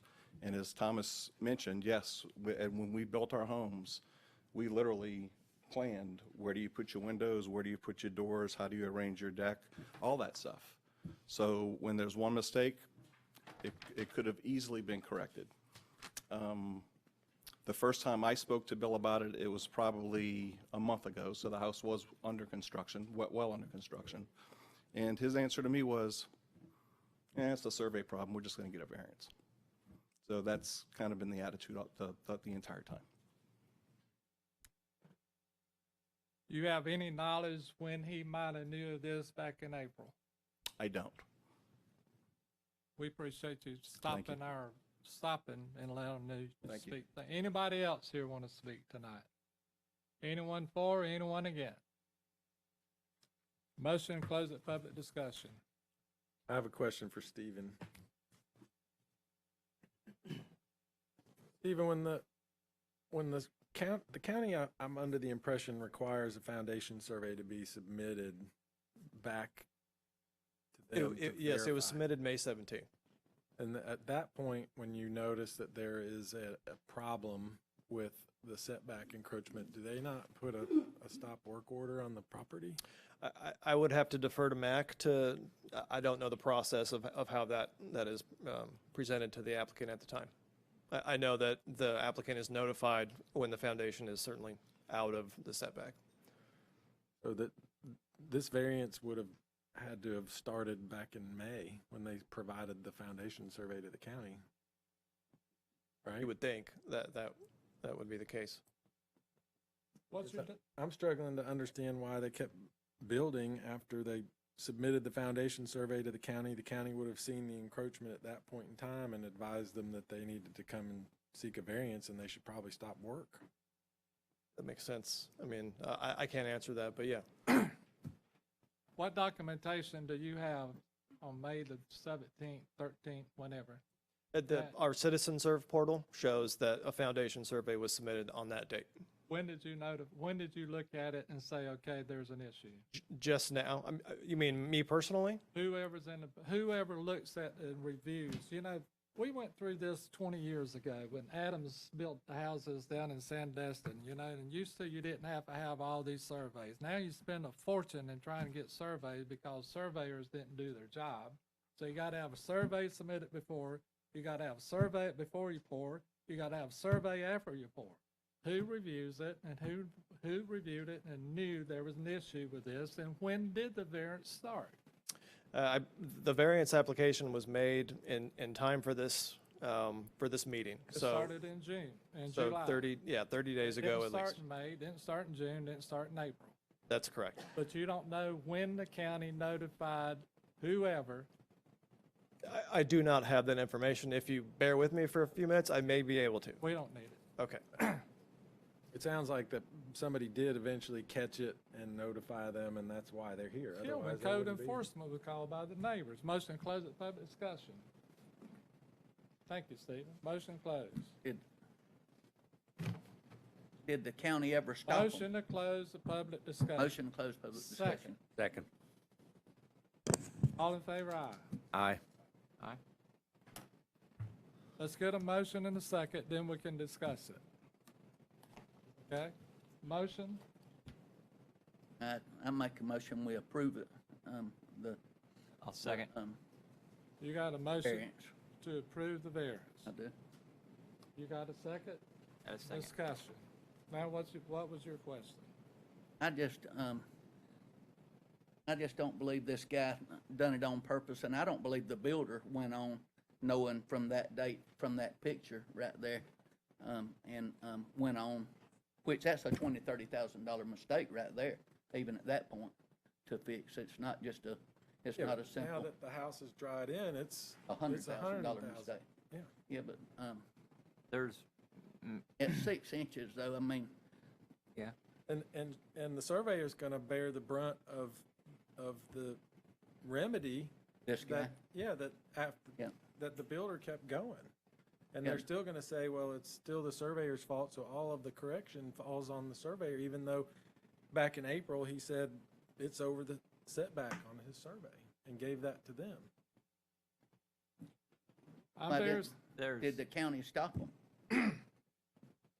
There's a cost other than just monetary. I mean, you got the debris, you're gonna tear it all back down, you're gonna put it all back, you're gonna waste everything. I don't think you have to worry about the cost. I mean, like, I'm saying, like, it's not the cost, you're destroying the house, you're taking everything that's there and just turning it into garbage, and then trying to put it back again. I mean, like, you're just wasting a lot of material that's there, and then you're also,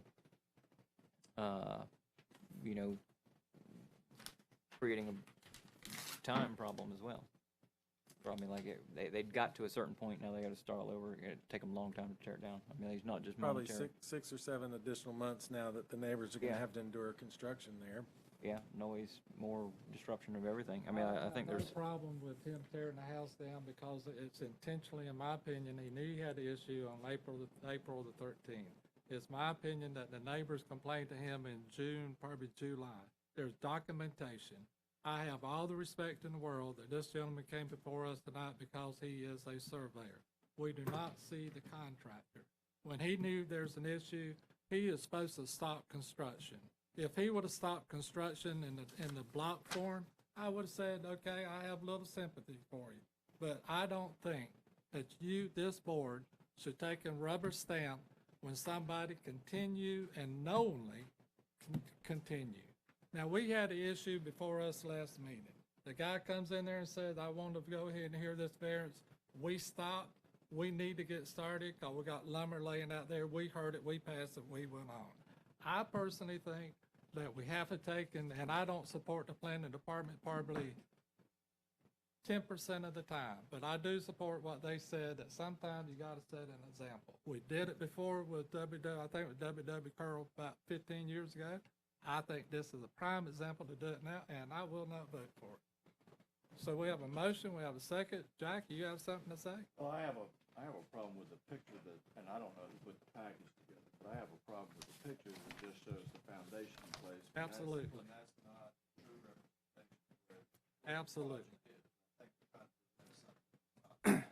Absolutely. Generally, the packet's just submitted to staff and they just compile it. So if they submit photos, surveys, if they don't, as you know, if a survey is not submitted by the applicant, then, staff's not going to submit that survey. We've ran into that issue before. So any documents usually are going to be provided by the applicant. We have that. Mr. Burgess, do you have anything to add? Not really. I see mistakes happening, and I empathize. I think the encroachment's pretty minimal. I see the mistake as a hardship. I don't think that it is. There's a bunch of houses that all face west and their view is to the south. So this house is now sticking into the view corridor and impacting everybody's view to the Gulf. So even if it is 6 or 7 inches, it's now this sore thumb that everybody upstream has now got this house that impacts their view corridor. And well, I will say that I've actually been on the other side of that podium 3 times.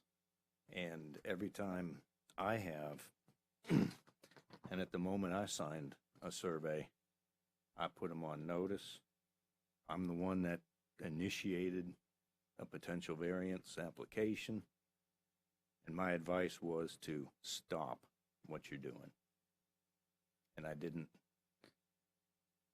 let that go more than 24 hours.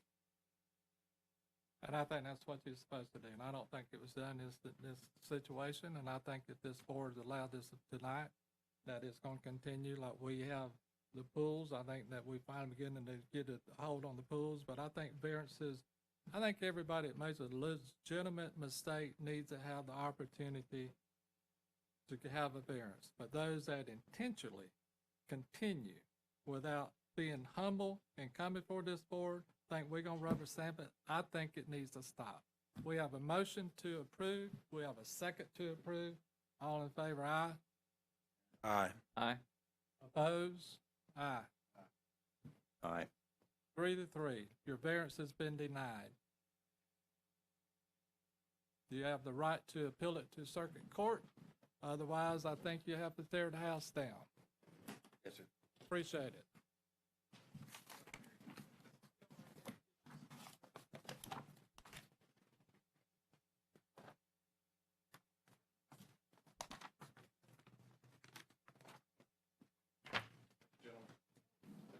Let's see, which one was that? That was 8? 8, and then 9 was continued. Lot ways, do y'all want to take a break? We've been here about an hour and a half. Anybody want to take a break? I'm always up for a break, but I'm fine if we carry on. Got 1, 2, 3. Lightways LLC. Lightways LLC variance. Come up and state your name for the record. Hello, good evening.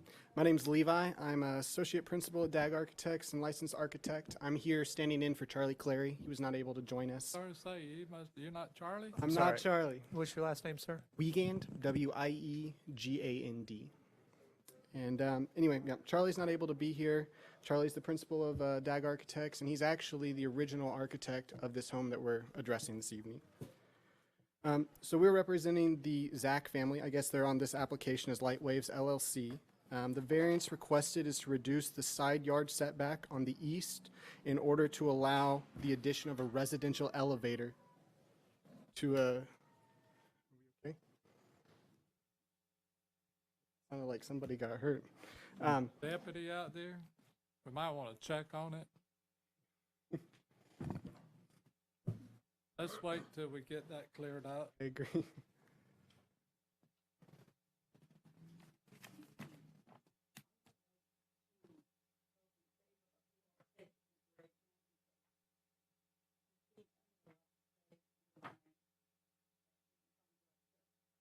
It would be nicer if you all took. Well, what item are you coming up on?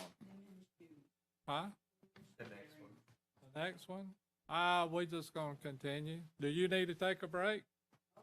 Okay. Well, I'm gonna make them sit here, cause we're gonna be out here by 6:45. About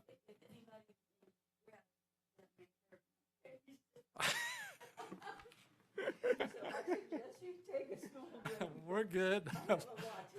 Thank you. Go ahead. All right. So as I was saying, we are representing the Lightwaves LLC. This variance is requested to reduce the side yard setback on the east of the property in order to allow the addition of a residential elevator to the existing, depending on how you look at the home, 4- or 5-story home. The Zacks have recently purchased the home and they're renovating it so it's livable for them. They have family members that are unable to travel up the stairs, and the first floor is parking and unoccupiable, so the second floor would be where they're trying to access. When approached by the Zacks to explore options for placement, as design professionals, we feel that this location on this east side is the best option. It reduces potential impacts to the dune, to the street access, and any of those that would happen on the other side. And then it allows us to tie it directly into the existing stairwell landing, so we can work it in there.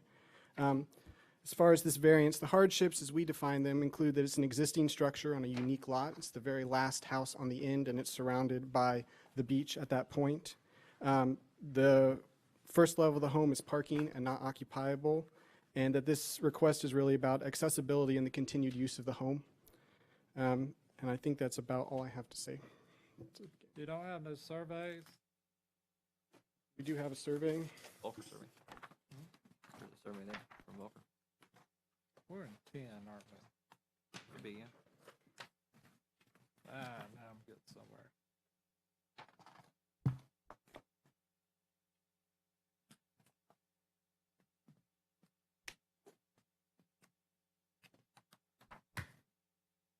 So you asking for, what kind of variance are you asking for? To reduce the side setback from 7.5 feet to 2.5 feet in order to add a residential elevator to the existing How stairwell. big is the house? I do not know the square footage. Why can't you put it on the inside? On which side? Inside the house? Inside the house. Given the footprint of the way that the house is oriented with the piers and the stacking levels, we weren't able to find a location where we could actually cut it down without compromising the structural ability. There was one option looking at putting it on the north side of the house, which is where there's a kind of access drive. However, at that point, the elevator would open up into bedrooms and bathrooms instead of into a usable space, and it would block access to the parking. How many levels is this house? It's 4 stories, and then it has like a crow's nest, and the elevator would not extend up to that. How high would it go to 4 stories? It would go to the 4 stories. The first story is parking. The first story is parking. How many square, you don't know how big? I don't know the square footage. Is it of a the home. rental? No. It's a residential? It's a residential, and my understanding is that they're, only intending it for family use. That's what they've conveyed to us. Okay, you said there's a hardship, they can't get up the steps. Yes, they have family members that are unable to travel up the stairs. They have a disability. I'm not sure of the nature of it. You don't know if it's true or not true. No, but I believe it is. My sense is that they really are trying to make this the family destination, and that they have extended family as well as near family that is unable to get into the home because of, they can't occupy the first floor. They wouldn't have a place to How old stay. are they? The Zacks, I don't know. I would say in his 50s. But as far as the family members that have disabilities, I'm not sure about that. Do you know how far the house sits from the property line on the east side? Because the documents that we were given don't clearly Have that indicate dimension. that. I believe it is 9 feet on that east side.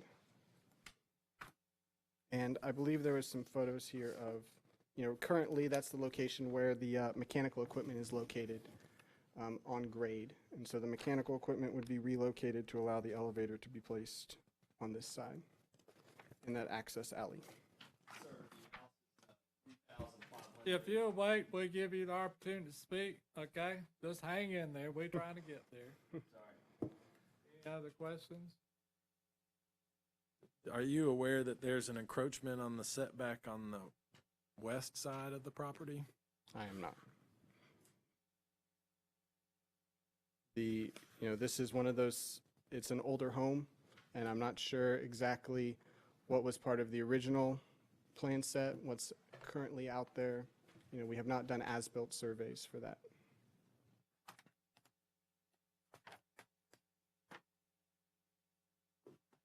What kind of encroachment? This deck here is built all the way to the property line, blocking everybody's view north. The deck? Yeah. I didn't think you had a setback on the deck. Do you have a setback on the deck? If it's elevated on the second floor. Have a seat and let's see what Mr. Stephen has to say.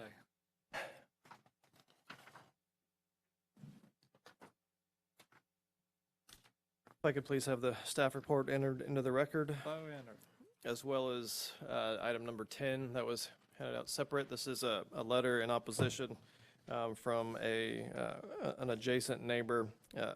I believe the image accompanying his email is from his property. Right, and there he is. Excuse me. Staff has determined, based on the application, that there is not a unique circumstance or other hardship associated with the request. And that's all you have to say? I can go further into it if you Think prefer. that it worked last time, so it's gonna work this time? No, sir. I'm happy to go into more detail. if you would prefer.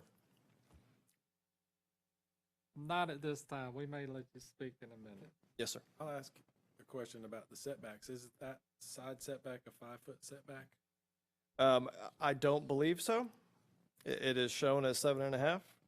Staff assumed that was the case, and did not look into the age of the lot or the size of the lot itself. It does look like it may exceed the 10,000, but I don't know. Yeah, I guess the reason I bring it up is the adjacent homes are all built with 5-foot setbacks, so at some point in time, that was. It may very well be the case. Staff's not generally look into what the applicant has presented as appropriate or not when it comes to the setback like that. Shouldn't it be the planning department's major responsibility to make sure that it's not part of an older subdivision or meets the bounds, and that, like we've had an issue several months ago, shouldn't the planning department check that? But if it's a meets and bounds lot prior to 1996, is it 96 or 72. 5 foot? No, it's a 96 or 76. For the 5-foot sides, it's 72 and 10,000 square, I believe. This owns to the mean high water line. That lot's probably 30,000. Explain that again, Stephen. If the lot was platted prior to, I forget the actual date of the year, but 1972, and measures less than 10,000 square feet, it is, the 5-foot setback is available on the sides. I thought it was 96. If it's platted prior to, meets and bounds prior to 1996. 1975. It may in fact be 75. Subdivision regulations of 1975 specified a minimum lot size of 10,000 square feet. If a lot exists in its present shape that was created prior to that day, they're entitled to 5-foot side setbacks. 96. No, sir. May of 1975. That's when that got written into the land development code. But we could have granted a variance on the. Well, the challenge that, well, we'll discuss it. Yeah. But it's a 7.5-foot setback. Okay. Yeah, when that is a question in staff's mind during the pre-app or after when we receive the application, I take it into consideration. I don't do it every time, but I do when it is a question in my mind. All right. Thank you. Appreciate it. Yes. You've been waiting a long time to speak. Come on up.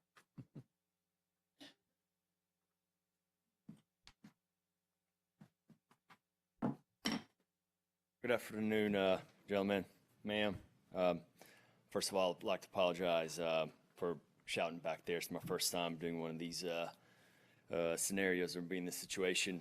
My name is Roland Haralambi. My wife, Rebecca Ray Haralambi, and I are the owners of 70 South Ryan Street, which is located northeast of 711 Eastern Lake Road. And if you are looking at the Gulf, we're right behind to the left, right? So we're right in the middle of that easement, which this variance has been applied for. And I'm here today to oppose the variance as submitted by the owners or Charlie Clary at 711. And you know, before I go into why they shouldn't build it out, I'd like to discuss a little bit what the house means and what the view means for, you know, my wife and I and our family. You know, thousands of families out there, you know, been looking for a house for years, right? Planning, saving hundreds of hours on real estate sites with real estate agents and whatnot. And then we stumbled upon the house on 70 South Ryan Street. And then we instantly fell in love with it, not only because of the location, but precisely because of that view that's in there. That view is, you can see that view from all three of our back decks. The queen room that is on the first floor, the living room, dining room, and the kitchen, right? And it was the main reason why we settled on purchasing this home versus the other homes we were considering at that time. And the Gulf view that I'm speaking of, is I think you guys have a picture, is located in between the two homes in the variant. And if this variant would get approved, we would it would take away one of our most valuable and cherished aspects of our home, a view that our family enjoys and gathers around. And the main reason, again, while we purchased the home, this is something that we wouldn't be able to get back, right, if it was approved. Additionally, we believe that if this variant would get approved, it would devalue our home to an extent. Whenever the appraisal came by the house to appraise the home, we were there, obviously checking it out. And I remember her specifically, as she was sitting in the kitchen counter overlooking the view from the kitchen, she said that this is the money shot, right? And one of the reasons why our home got appraised at the purchase price. Secondly, we went online. We have our house up for rent on Airbnb and VRBO. We did some research to find out what type of impact this would have on our rental income, and talking with VRBO and analyzing the Gulf view rates that are currently going, and if this got approved, with that view going away, we would get a hit of about at least 20%, right? And from the research and the findings that we have done, and additionally, from public records, I'm surprised that the gentleman here that's representing the builder is not aware of the square footage of the home, but it's 3,557 square feet on a over 0.2 acre lot that's Gulf front. It seems that the house has more than enough space to somehow build it inside or maybe another portion of the property, so it doesn't impact our home. And I'd like to be clear, we are not opposing that the owners of the property not have an elevator in their home. Everybody gets that right. They can have 2 or 3 elevators for that matter, right? What we care about, though, is it does not take away our view that we paid for, right? The view of the home. Where did you get your square footage from? The county records. Is that one story or 2 story or total? I believe it said it was 4 stories with the nest up top. That looks like a house that's a lot larger than 3,000 square feet. Yeah, I could be wrong, right? I mean, I'm not. I'm just from the records, the county records. I don't know, and whether that's right or wrong, I'm not exactly. You read base area? I did not. I'm sorry, sir. No. Do you know what base area is? What base? Base area on the property appraisal? I do not. I think that's what he did, just the base area. You have anything else you want to add? No, other than the fact that we respectfully ask you guys to consider our request to not approve this variance, as it would negatively impact our property. And I greatly thank you for your time and your consideration. Thank you for coming. Yep. You did a good job. Anyone else, either for or against?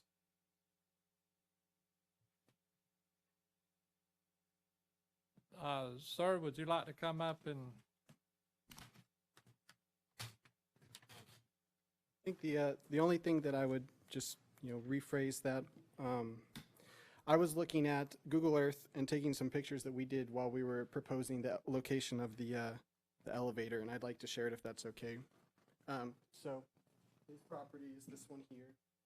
Looking at his viewport, and I think we just had a conversation about you don't want your fun to impact anybody else's fun, and so we were trying to be respectful of that. This was me walking down on the beach, and you can see that corner window that he's discussing, and this is the scaffolding currently in the home, and the scaffolding, that depth is probably 7 feet, and it's not impacting that window. It's going to potentially, this is further down the beach, you can see that there's 3 tracks that he was describing. You can still see through that corridor. We're going to have to ask you to back up to the microphone, because if we have to go to court, they're going to need to know what you're saying. All right. So while he was presenting his argument, I was taking some photos that I had from when I walked the site, and I have on the beach access here between the two houses. This is the corner queen view that he was describing, and this is a scaffolding that's currently being done to repair the stucco on the home. And our proposed location is right here at the scaffolding location, and I would argue that that still presents views from the beach. This is, like I said, at the beach access. This is down on the beach itself. You can still see the home beyond and that window, and that this is essentially where we would imagine it. And so I do believe that it is, potentially pinching that view. However, I don't think that it's going to eliminate the value of the Gulf front views. The home is across the street and behind it, and so it will always have a peekaboo kind of view that you can capture some of those glimpses of the Gulf. And then regarding the, it's a large house and there should be opportunity, we thought so too. Our original proposal was to try to find a place within the home. But in order to have it come all the way down to ground level where you could have access, we have to have it be able to be enclosed, in that we lost parking, and then we couldn't get it to line up between the existing piers that are the actual structural foundation to hold it up. I'm sure, with money and time and creativity, there may be another option, so I don't want to dismiss that. But like I said, from our approach, having it tie into the existing stair seems to have the least impact to the home and to the site and to, the future usability of the property. This is the drawing of the house, is that correct? That is the drawing of the ground floor. Okay, so you got this is upstairs, and over here you have parking, and this is a bathroom, and what is that? Mm-hmm. That is a dry room. It's the beach storage. They have chairs and things like that in there. And that's all frangible, floodable, that kind of system. And if we look at, the elevator placement, if we were to place it over here, which was our desire, there's actually bathrooms above that. So it would impact the existing. How many bathrooms in the house? Your questions that I should know, but I have not done. You don't know a whole lot, do you? Is that not on choice? This exactly. Is Like I said, Charlie Clary was supposed to be here, and I'm standing in. Okay. So I'm trying to do my best with what I do know. You don't know how many bathrooms, bedrooms, you don't know if this is going to be rental, I think you said Well, it. they're not intending to rent it. Everything that he's conveyed to me is that they have purchased this as their family beach home, and that they plan to live here and at least have members of the family there all the time. They're very concerned about. Put it on the rear of the house. Because the rear of the house, I would be concerned about our impact to the dune. That was actually, it's right on the beach there. And if we were to put that on the back, it could potentially impact the dunes in order to get the foundations for the elevator. That can impact their view? I would likely impact their view, yes. Probably good. That's probably a good place to start. Okay. Noted. Any comments, any questions? I'm fixing to close it, so if you have anything to say. Thank you, sir. Have a seat. Motion to close it, public discussion. Close public discussion. Second. Second. Motion. Pardon me? Oh, all in favor, aye? Aye. Motion. I make a motion, we deny it. I do believe it would impact this guy's view, and we just got through saying that when they bought this house, they knew it didn't have an elevator. They just bought it, and they knew it didn't have an elevator. And when you're spending this kind of money, those are things that I think you should think about in advance before you purchase a property, and then it's going to shut this guy's view off. And I believe the guy when he says that the lady was sitting there and said, "This is the money shot." I mean, Hang on a minute. Okay. I gotta do a motion and a second, then discussion. Okay. Got a motion, Sorry. second? Second. Did you second? Second. You didn't second? You didn't want a second? Oh, I want to do a second. Charlie second. All right, discussion, go ahead now, Paul. You made the motion, go ahead. Yeah, I just think it does. It will damage this guy's property, and it's just it's only money. And these people, when they bought the place, they knew that they had handicapped people or people that were going to need an elevator, I think this is stuff that should have been thought about beforehand, not come in here and, come in here after the fact and say, well, we're gonna ask for a variance. We're just gonna buy the place, knowing that we gotta get people up there that we're not doing right now, but, you know, that's just my thought on it. Go ahead, Jack. I agree with a lot of what you're saying. Also, I feel like the house it appears to have a large enough footprint.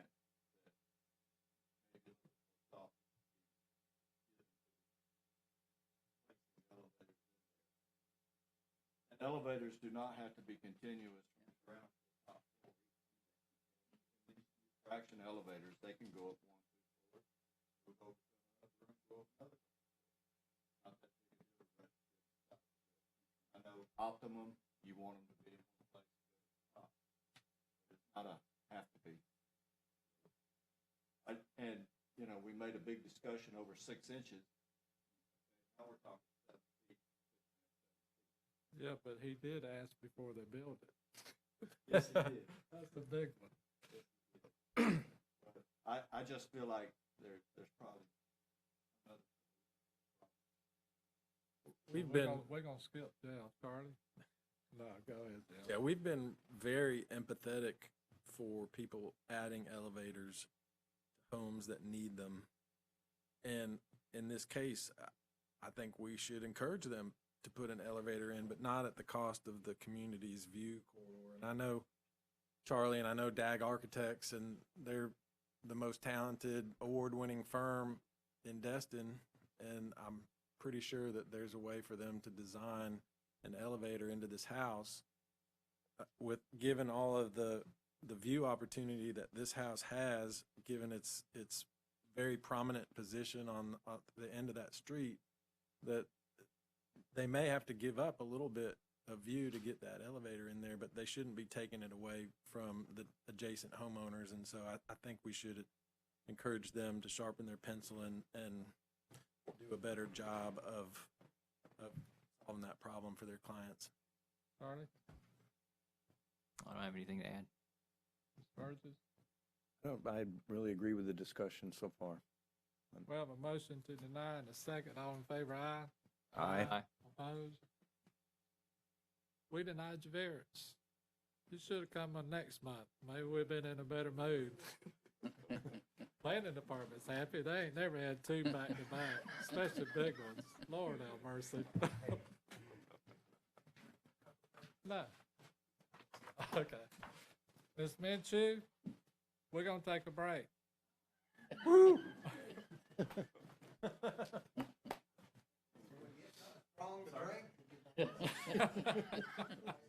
You try to get us drunk before you get up here?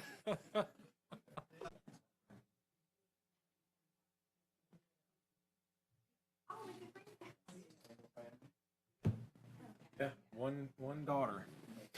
How big? It's about 8,000 square feet.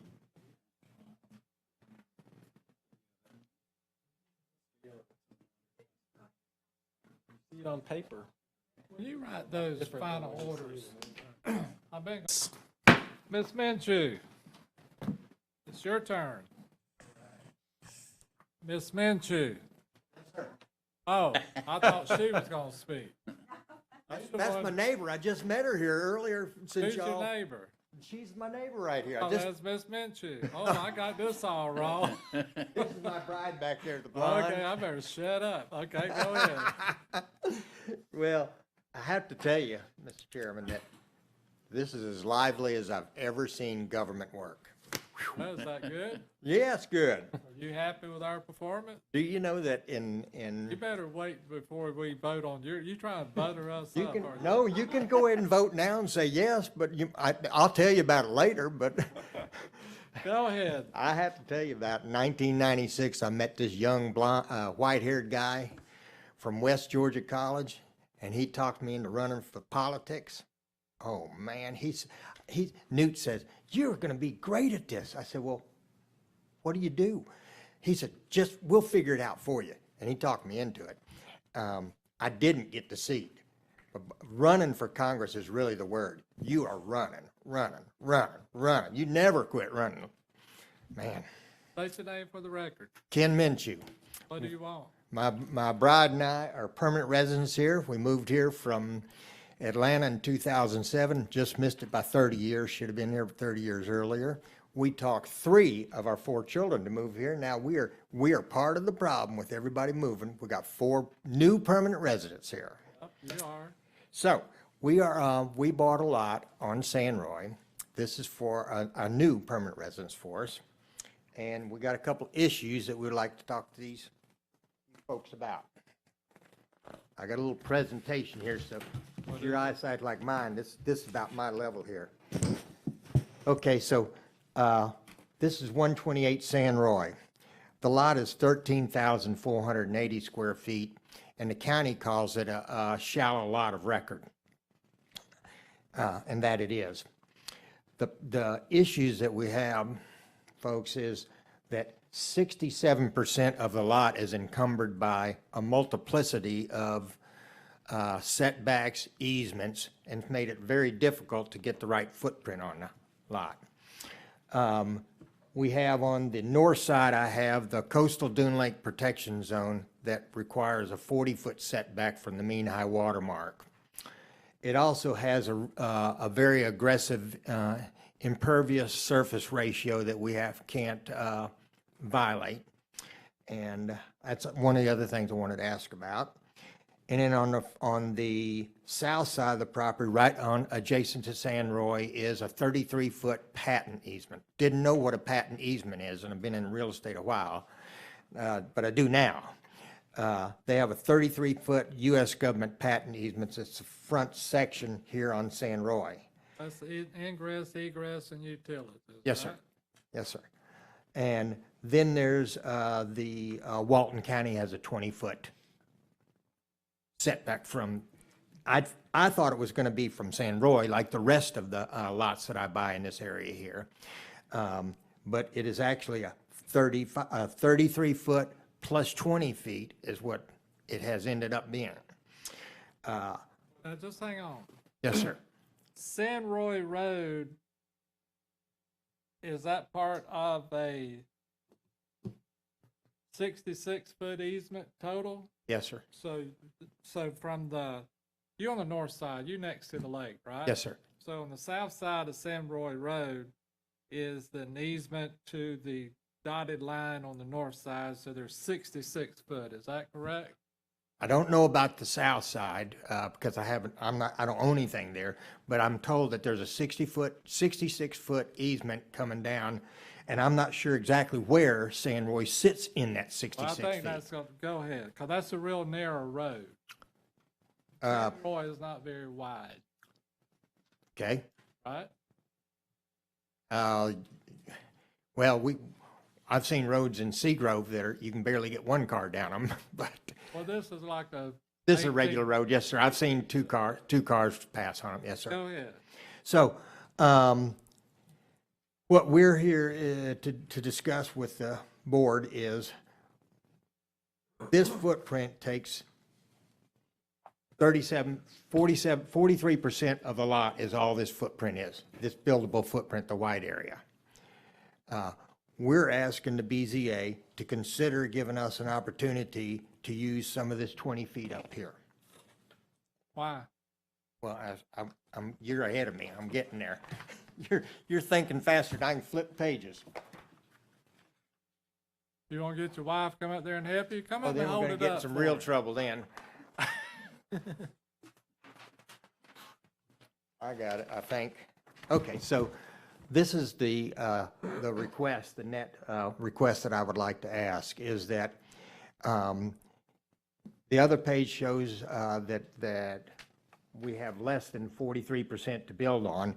We're asking that we'd have an additional 1,200 square feet of a buildable area if this board would vary us and allow us to have a 35-foot front setback from San Roy. I have a real issue with are we counting that San Roy and the 33 foot is a road. That is a patent government easement back in 1920 or 1930. It has nothing to do with his setback. His setback starts at the south side or the north side of that patent easement. Okay, so, you know, your setback starts at the north side. It don't start at Roy, Sam Roy. That's correct. Unfortunately, that's what I'm hearing. Where you getting 35 feet Walton County front setback? That's what I'm asking you to consider that. From where? From there's a 33-foot patent easement that you were just From the speaking of. easement, that's Yes, right. sir. And then there's a 20-foot Walton County front setback. That's right. This is, you asked me why I was requesting that. Here's what it ends up looking at the footprint we have. That's 53 feet from San Roy, this line right here. That's the easement. That's 53 feet. That's the 20 plus the 33. That's 53 feet That's from. 20 feet on the north side of the of that easement, 66-foot easement. Okay. Correct. Correct. On this north side of the street, two of the houses that are there are built at this point right down here, Yeah, right on the zero third. lot line. I Yes, sir. understand This is what that 53 feet does to this footprint that I have on mine, and obviously chopped my garage off here. So what I'm requesting is that the impervious surface ratio, which I'm sitting on white sand, it's total white sand. There's no vegetation on this property. Just wait, you'll get your time. Hey, Just wait. Okay. Wait. Go ahead. all right, I got pictures that are in y'all's packet. I hadn't found any vegetation. I've stepped on a lot of sand spurs. But what I'm requesting is that I have enough room to put this garage on this footprint, which is what that 18 feet that I'm requesting would give us the room to put that there. How many stories is this house? 3 stories. What is, you stop your black marks up there. What is that? This is the rear setback, the coastal dune lake setback. That's it right there. What, you see the other side over here on the left? You got it. Right here. Does This that come sits together? inside the side setbacks too. So, My sides are all correct per the 7.5 feet on each side. That's 40 feet well, you can't put your parking on the side right there? right here, Other side. right here. Yeah. That's a pool. We're building a pool because I swim about 5 days a week Got the for my gut. hearth. You got the lake. You Yes, you do. I did do that when I was 18, but I'm not doing that right now. I've seen them do it though. So that's the request that we're asking for What's you. your total square footage? That's a work in process. We haven't even gotten past the first floor right now because we hit a dead roadblock here. You have some idea. Well, What is it? we have 3 floors. We have 2 offices. We have 3 bedrooms, main room. So 8,000 square feet? 45, no, sir. 5,000 square feet? Yeah. We do not rent our house. I know I've heard a lot of conversation there. We do not rent our house. This is our personal house. You said you buy real estate. You buy houses and build and sell. Is that what you do? My son is a builder and we help him. And you speculate? You buy, build a house, sell it? We buy land and build houses. Yes, sir. Good deal. Go ahead. Been in it since a while. So that is a request. Is there any questions I can answer? Any questions? I verified the lake setback and it's 40 feet. Got that right. Thank you. Mr. Stephen?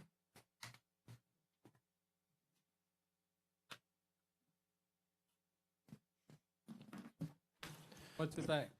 If I could have the staff report entered into the record, please. So entered. I would also like to enter item number 11, which you received separate from the staff report. Number 11 is for or against? I believe this is in opposition. Okay, this number 11 is presented by John and Gay Martin. John Martin. Okay, so entered. Yes, sir. So based on the application and the character of the land, staff has determined that there is a unique circumstance because of the, both the bay setback as well as the easement in the front yard. I will caveat that by saying that the size of the house, the nature of the development is driving the majority of this request, though there is a unique circumstance that poses some hardship on the land. I disagree with you. This time I can't see where there's a hardship because of the size of the lot. He still has plenty of room to build a house with a garage if he's gonna have 4,000 or 5,000 square feet. Yes, sir. And I know that area down there kind of does end at an issue that we have for the appeals court. But that's still an easement. That's still 66 foot. I was against when they gave it to D. Francesca's, and I'm gonna be against anything that influenced this one. So I don't think there is a hardship, but we'll discuss that. Thank you. You're welcome. Anyone for or against? I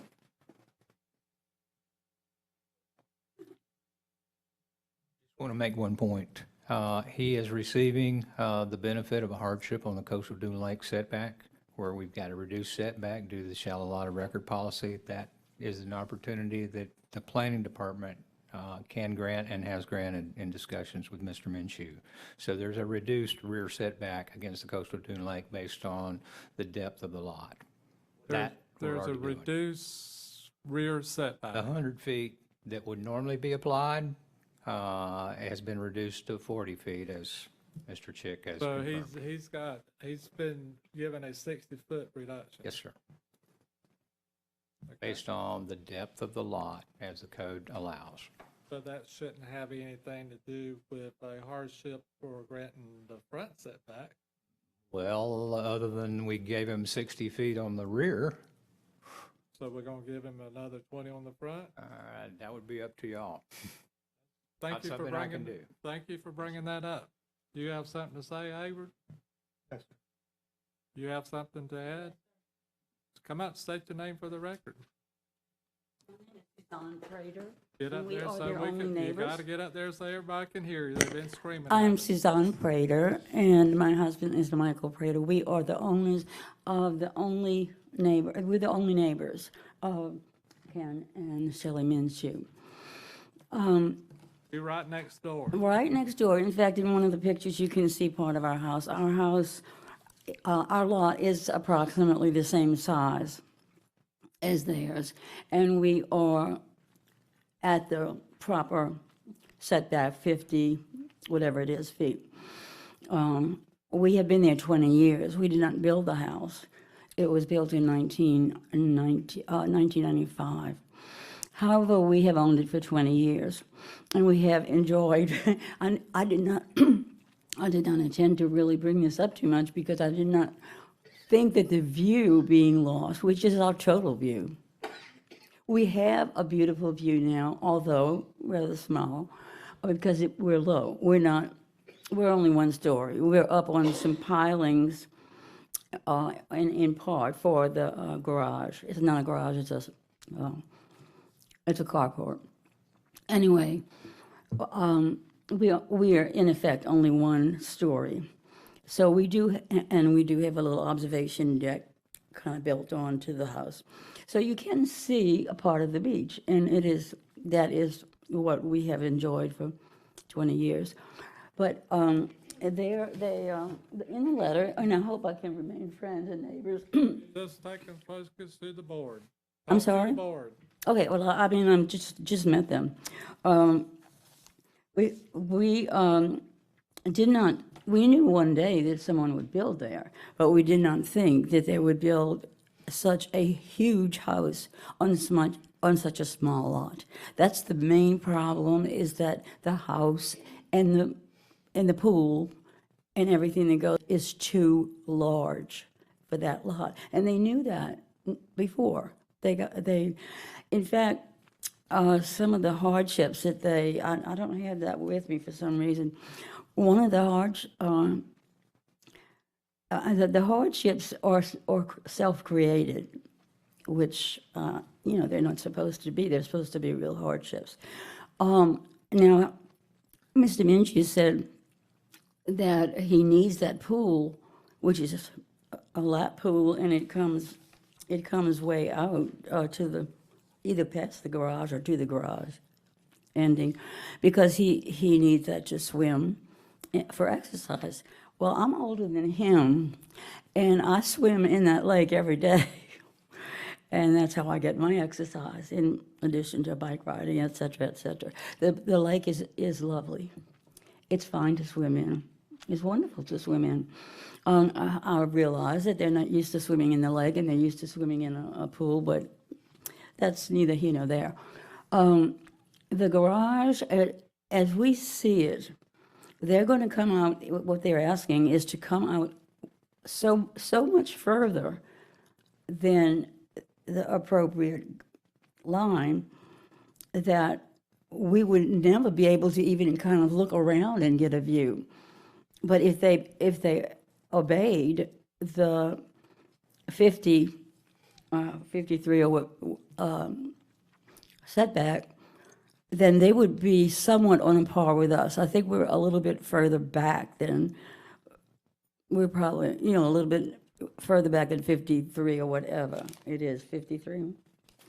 So if they would just make their garage and its adjoining area for laundry room and storage room a little smaller, and if they would make the lap pool go back a little further into their patio, they would be able to make the 50 feet and would be about even with us. And in that case, we might still retain some little view. However, the main problem is it's gargantuan. 3 stories, another little thing on top, sticking the garage and the pool sticking way out, taking up almost every square foot they possibly can. It's just too small a lot, and they knew that. So that is self-created hardship. And I don't think they said they need the pool for health and fitness, but we maintain health and fitness without a pool. We have the ocean, the lake, bicycles, exercise machines, and there are also quite a few gyms. I don't think the pool needs to stick out that long, even though they want it to be a lap pool. It could still go back further, but they have a fairly large area that they call the outdoor living area, which the pool could come back into. There's nothing wrong with that. And that if the garage, like I said, if the garage and the adjoining storage and laundry were made a little smaller, it seems to me from the drawing that we have, we don't have that big sheet, that great big package, but we do have some small drawings, and they show the cars drawn rather large. It seems to be in order to validate the reason they need such a large garage. That really is, also, he brought up the point which I was going to bring up, that the ratio between pervious and impervious land to absorb the water will definitely be negatively affected. And that means if they are approved with the setback, then the water will be forced, the rainwater, the storm water, whatever, will be forced to go on this small little sides of the house between us. And that will, number one, that would force the water to go into our very special, unique coastal dune lakes, which I'm sure there is now, but a handful of people maybe in Northern County that doesn't realize the blessing of having those. I would do not ever do anything to hurt those. I think they are the most wonderful thing in Walton County and so rare. Therefore, the stormwater that comes off would have to go around that huge footprint into the lake. And it won't be untreated. I mean, it will be untreated water. Besides which, it will flow into our lot and flood us. I have a lot of other things to say, but I don't think I need to say very much else. I think you said a lot. Oh, You covered all the points. Thank you. Very much. Thank you. Yes, ma'am, you've been sitting there nodding your head. Now it's your turn. I'm Debbie Hurd. I am chairman of the Coastal Dune Lake Advisory Board. I have served on that board for over a decade, and most of that time I have served as chairman. When we went through the rewrite of the comp plan and land development code, and this hardship variance was added, we for months went over this with Mac and the commissioners at the time, our board, to discuss what a hardship meant. The spirit of a hardship for us and what we believed it would be is, say you lived on the Dune Lake and you became disabled, but your footprint did not allow an elevator, just as the previous item, that you would be able to be granted a hardship to put in an elevator for you to get into a home that you currently lived in. Or and put in a ramp, a wheelchair ramp, because that does take up a good bit of space that you might not be able to put in.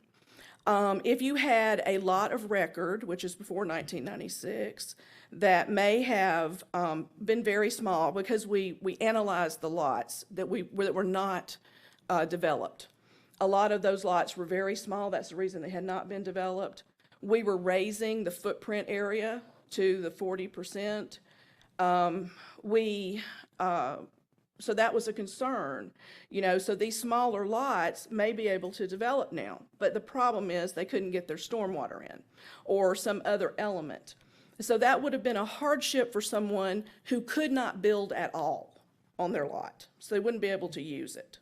This lot is buildable. In the items, Stephen has a note on number 4 where he says, there is an element of self-creation whereby a design with a smaller footprint could serve to reduce the extent of the request. So he's already admitting there is some portion of self-creation here. I don't see anything that is an actual hardship for this application. In the owner's statement, they say they need to maximize the length of the pool for a proper lap, a minimum of 50 feet. And they need this for more courtyard and outdoor space. I don't feel like that is a hardship. And we discussed this in great detail when all of this language was written. And we were assured that no variance would be issued to any property owner for them to have a larger pool, a larger home, or a better view, which would mean going up or any other thing like that. I hope that we can all agree that the coastal dune lakes are one of our most rare natural resources. This specific lot is one of the most environmentally sensitive on Easter Lake because of its, it is narrow, but just because of its dune system and everything else that is special about this lot. That's why he wanted to to buy it. I do have a problem that he did not do his due diligence. It's buyer beware. And I do believe that he is a licensed realtor.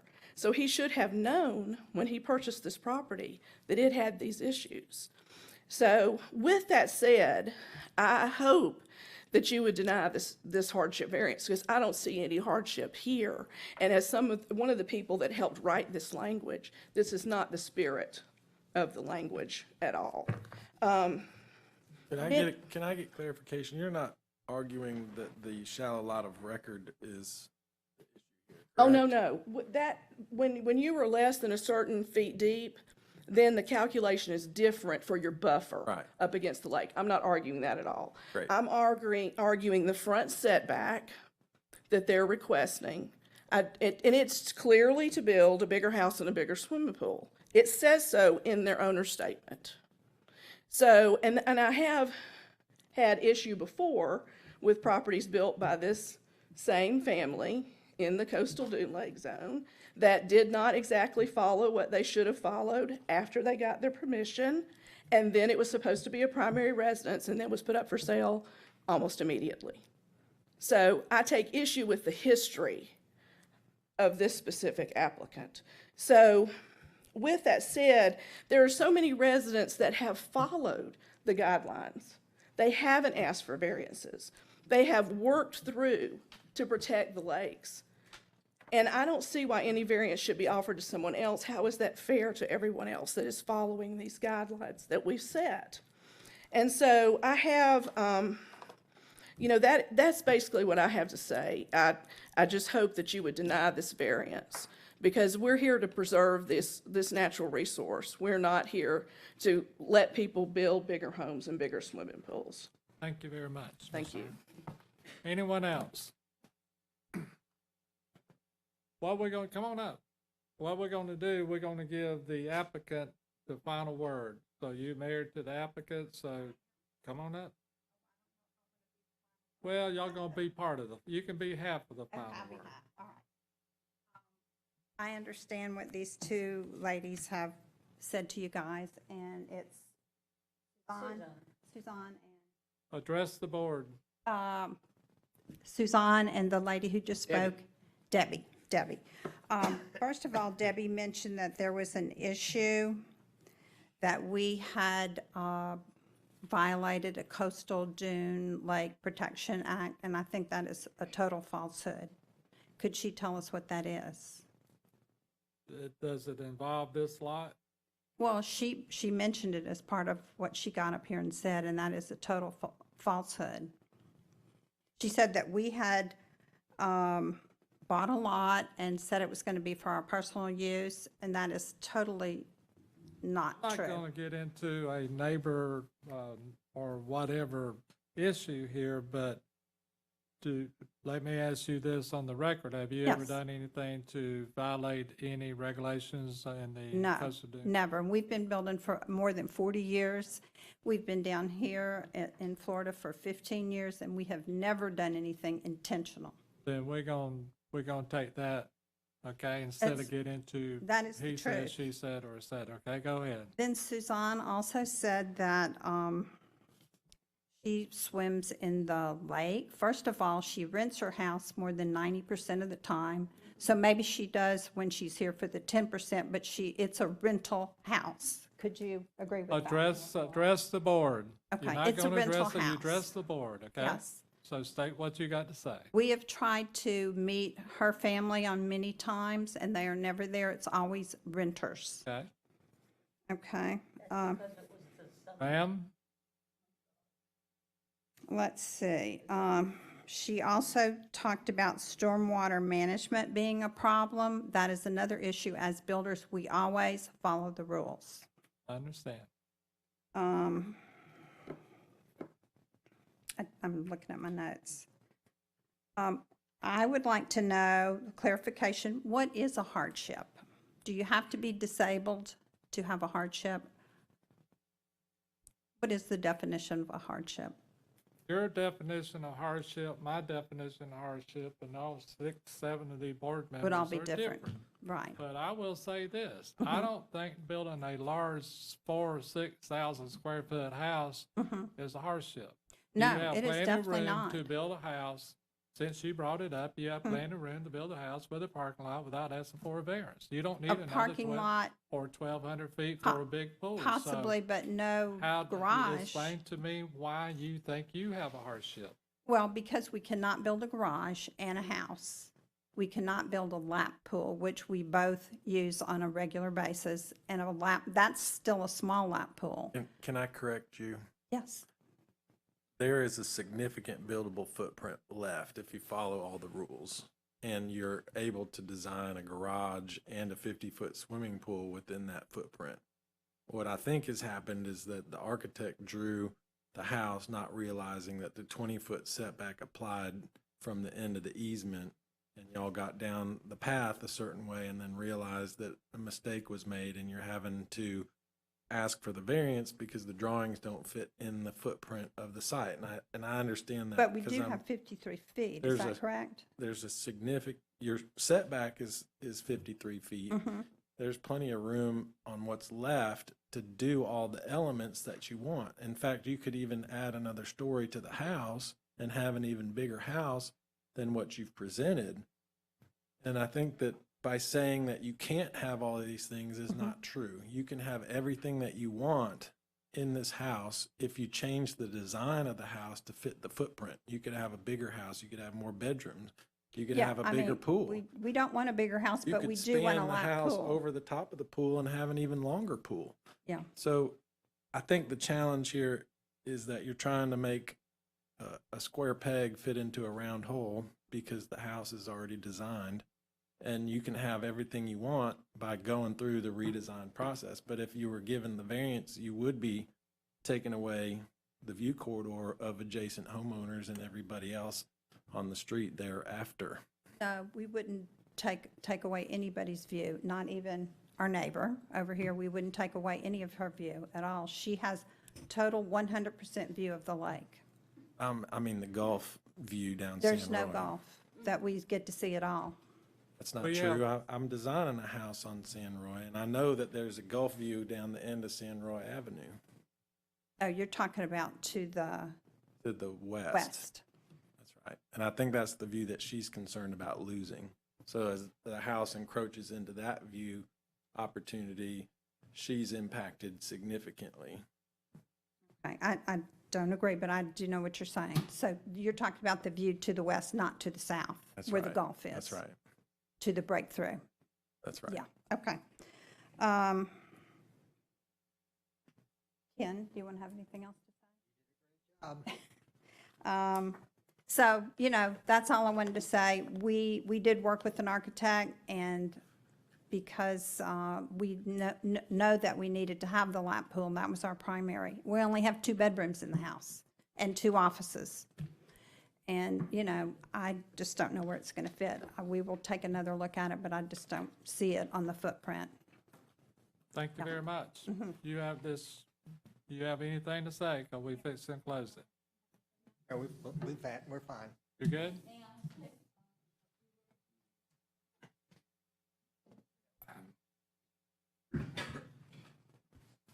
No repetition and make it quick. And no arguing. I don't want to hear no fussing. Well, first of all, we definitely don't come during the 3 months of summertime, which is our high, that is the high rate time where we make the money that we need to pay the insurance, Kim, the way this board looks at this situation, you've stated your reason why we shouldn't deny it. They stated their reason No, why they, I- no, let me finish. Okay. In that process, you know, this one says this and that one says there. We're not looking for explanations. You know, we're looking for why you think we should deny it. You've given that reason. We don't need justification for what she said. We weigh that individually. That's what our job's to do. So go ahead. Okay, one of the things that we noticed on Mr. Minchew's website is that he provides help to his clients in obtaining variances. Therefore, we knew. We don't care about that because he has that right. And we're here to listen, you're here to complain. Okay, well, that made us know that he knew everything there is to know about getting a variance, and we didn't know much, so we tried to inform ourselves. But you said I can't argue, but we are not. We are there more than 10% of the time. We take your word for that. Okay. Thank you. Motion close at public discussion. Motion to close. Second. Second. All in favor, aye? Aye. Aye. Motion?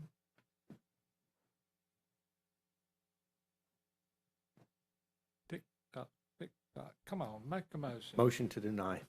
Second, Second. discussion. You want to start?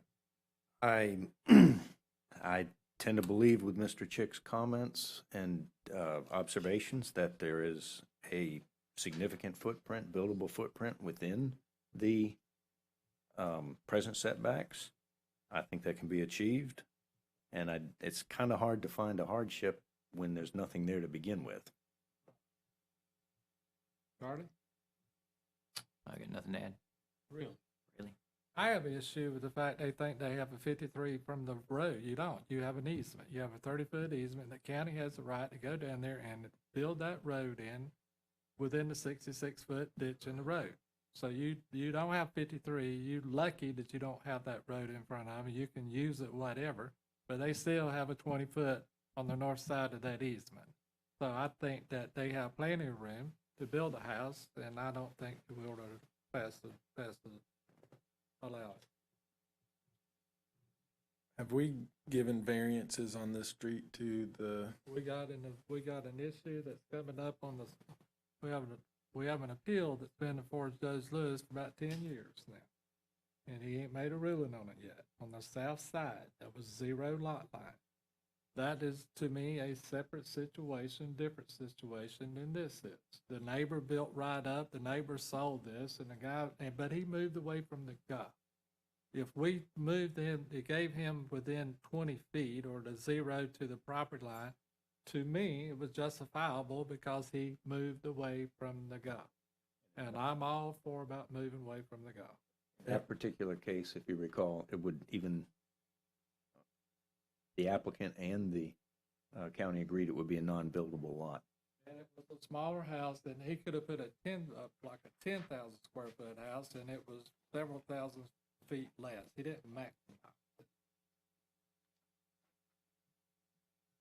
Jeff turned me around on it because I thought they should be able to build the house because of looking at the other houses down at the end down there where they're sitting all the way over to the right of way.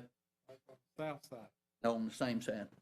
If you look at your, on the north side, there are, I believe. There's two houses in that it. the previous planning director did not enforce the setback from the right of way. And that That's is right. what caused the nonconformity. That's right. Those houses are out of conformity. That's right. Any further discussion? Paul, you vocal no, tonight. You have no, anything to say? I You voted wanna to turn argue? it down. Jeff turned me around, but, Well, I think if the lot were smaller, there would certainly be a, We have a motion to deny and a second. All in favor, aye? Aye. Aye. Opposed? Your variance was denied. I wasn't being rude, I was just messing with you. And we need to get out of here. We got 2 more. Let's see, the next item on the agenda is Charles and Jill Todd, property owners asking for residential preservation variance. Is that you? Yes, I'm Jill Todd. I'm here 5 minutes. 5 minutes? Okay, I'll do it in 3. Okay. I'm here representing my husband and myself. We own the property at 67 Bobo Lane in Santa Rosa down in Dune Allen. We are interested in building a new house. There's an existing house there, and there's some unusual or unique circumstances to the property as to why we're seeking a variance. It's a pie-shaped lot that is at basically a end of a dead-end street. The road in front is a county road that is not maintained and is only used by us, the neighbor to the north of us, and they have other property that they access that road, but it's not a public road or people don't park on that road, that sort of thing. Because of the nature of the pie-shaped lot, the variance of the 20-foot setback carries not only around to the front, but also to the west side, therefore pushing the house, any new construction house, over to the east side. If you look at the site location, you'll notice that the neighbors closest to us will be the most impacted by us having to comply with this variance because it just pushes us into a cluster of homes. We thought it would be better for the side of the home and the neighborhood to be able to push the house more to the center of the lot. It allows us to use more usable area of the lot. If we have to comply with the 20-foot setback, basically the west side of our lot's not usable. In addition to the request for a 12-foot setback variance on the front, and I think I mentioned is the existing house is currently 12-foot setback. So we're looking for the grandfathered capability there. The lot to the south of us is owned by my in-laws. My husband and his parents have owned that property since 1972. We bought this property about 10 years ago with the intent that my husband and I would build a house to be close to our parents as they got older. And so we are looking to have this house as a winter home for us and rent it in the summer. Let's see. Hang on a minute. You're doing a very good job. Okay. I have a drawing, I have a survey. Yes. Topo survey, and I hope it's not by Walker. Todd. By A&E. Okay. It has, I guess this is the older house? Yes, this showing the existing That's the- house. That's the older house, right? That's right. And you want to build within that footprint? I would like to build somewhat within that footprint. This house would be part of that, but our house is a larger footprint. You're going to use part of this house? We are looking to, because we'd like to. Not going to tear it down? No, we'd tear it down, but keep some of the foundation. Some of the foundation. How much larger is your house going to be?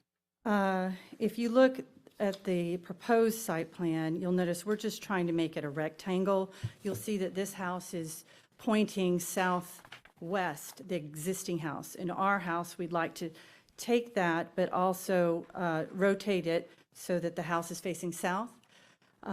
This property is the fourth row back from the ocean, but it's on a higher elevation than the houses in front of us. And For your new floor plan, does anyone have it?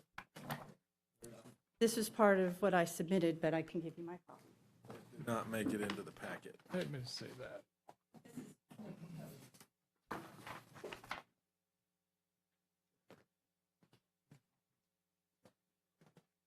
Look at that. See that? So what we're trying to do is get back the south-facing views, because from this elevated lot, we actually will have south-facing views. Mostly what's going to impact I guess, be the front, which is the road, is going to be your garage, is that correct? That's correct, in a small corner of the house. But, Just- but that part is not influenced it no more than the present house. That's right. Is that correct? That's right. And probably impacting less than the present house. It probably is, I haven't done the math on that, but it's a small corner that's jetting out. Pushing it to this south, is that right? Is this the south? This is the south. And We would basically take this house and make it up. but it's impacting more on the back than the front. And your parents owns the one that it's impacting, is That's that right. correct? And we've submitted a letter. Unfortunately, my mother-in-law got COVID last week and couldn't attend, but she submitted a letter as part of our application in support of this. Does everyone understand what we're doing? We need to see that drawing when you're through with it. In the email. Packet number 12. Okay, To the which last one page. is that? You'll have it in front of you. It should be marked Is number it 12. 12? Yeah, and then if you go to the very last, I think Give there's a. Give the lady back her piece of paper. Thank you. I think those things will be Thank you. introduced. Thanks, Hayward. Any questions? I think you did a good job. Have All a right. seat right there. Thank Let's you. talk to Stephen. Stephen, we about cleared the room. Now look, you're 3-3. You ain't never been 3-3, have you, Stephen? No, sir. You ain't even been This is one a- some nights, but you doing good tonight. Strange night, yes. If I could have the staff report entered in the record, please. So Very entered. good, thank you, as well as that number 12. Number item. 12, so entered. Thank you. This is three letters or statements in opposition to the requested variance. Based on the application, staff has determined that there really does not appear to be a unique circumstance that would prevent the applicant from building a house of similar size. And this was not discussed with the applicant during the pre-app because it was not made aware to staff, but this does meet the previously discussed 1975 and less than 10,000 square feet side setback reduction on the side. So Which it's- would be 5 feet? that's correct on both sides, yes, sir. They wouldn't need a setback, they're asking for one on the side, or another? No, rear? no, it's reducing the rear and keeping the front as what it is currently. Well, but they're allowed to build in the footprint. They could tear the house down and build within that footprint, is that correct? Keeping that footprint, but they would not be able to enlarge the non-conforming aspects of it, which would not allow them to build outside of that existing footprint. So they could build up, They certainly could build up. they could build 4 stories, 3 stories, 3 stories? It would look like It the would- Village of Blue Mountain. That would be a very unique shaped house, but yes, they could build up to Good. 50 feet, 4 stories. And they're not proposing that, are they? No, just they're not. Proposing a single. I'm not sure the number of stories. I do apologize for leaving out the proposed site plan. I just did Sure. not see it in the file. Sure, no problem. There's a Florida statute about if you have a corner lot that only one of those could be considered front setback. This being a big radius, it's creating a 15-foot rear setback where there's another lot adjacent to it where part of it's being considered a side, part of it's being considered rear. And I'm wondering if it's possible to consider all of those as side setbacks if the 20-foot front setback kept in force. County's perspective. I'm not sure, right? It's not an actual pie-shaped lot, right? There is more than 4 sides geometrically. So I don't know how we could approach that in keeping with what you've said. It is a unique shaped lot. There's no doubt about it. But I don't know that it's unique enough that the burden reaches that hardship level where they couldn't build outside of the setbacks. I think a 30 by 40 is the minimum that government agencies like the DEP typically use for anything smaller than that is a hardship. So it looks like there's more than enough room for that size footprint to fit within the setback. Thank you. You're welcome. Anyone here in opposition? You in opposition? My name's Kate Henderson. I'm here on behalf of Joanne Henderson, the owner of 72 Bobo Lane, the property that's directly north of 67 Bobo Lane. Is that across the road? Yes, that's across from Bobo Lane, right Okay. there. So Ms. Henderson asked that you all deny the request for variances from the rear and front setbacks. Ms. Henderson and several surrounding property owners feel a variance from the current setback requirement is not needed in order to make great use of the property and will only be detrimental to the neighborhood. As stated in the staff findings, the lot was roughly 8,500 square feet and is somewhat pie-shaped. While the lot is not a typical shape, it is not so oddly shaped that denying the applicant's variance from the current required setbacks would create a hardship on the applicants. While the applicants may not be able to build the desired 3-story house with 6 bedrooms, 6 full baths, 3 half baths, kitchen, dining room, living room, media room, laundry room, pool, courtyard, porches, decks, and detached garage with a guest room above without the variance. The lot is perfect for a residential home similar to the other 2 and 3 bedrooms. Hang on a minute. Yes, yeah. Repeat what you just said. Okay, it's a long one. Just the size of the house. The size of the house. bedroom, the bathroom. Yes, so what was submitted to the county was a 3-story house with 6 bedrooms, 6 full baths, 3 half baths, a kitchen, dining room, living room, media room, laundry room, pool, courtyard, porches, decks, and detached garage with a guest room above. Square feet? I'm not sure. It's all just a description at this point, so, yeah. Yeah, so we still think that the lot is perfect for a residential home, similar to the 2- and 3-bedroom homes on Bobo Lane.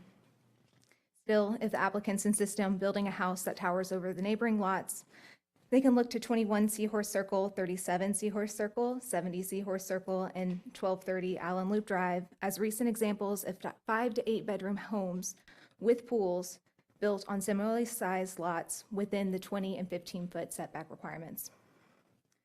In particular, 70 Seahorse Circle is similarly shaped, although bigger, and the owners were able to build a 6-bedroom house with a pool and guest house within the current setback requirements. We feel that on 67 Bobo Lane, a smaller house could easily fit on this lot, working within the current setbacks. The applicants purchased the lot knowing the size and shape of the lot and building restrictions. If granted, this would be the first setback variance on Bobo Lane. Ms. Henderson and the other neighbors fear this sets a dangerous precedent for reducing setbacks on one of the few remaining quiet streets off of 30A. We stress that the current setback requirements allow the applicant to build a beautiful, comfortable, lot-appropriate size home and hope that the property owners see the value in working within those setbacks. So for those reasons, we request that you all deny the variance. Questions? Any questions?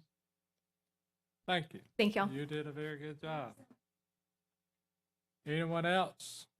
You want to speak?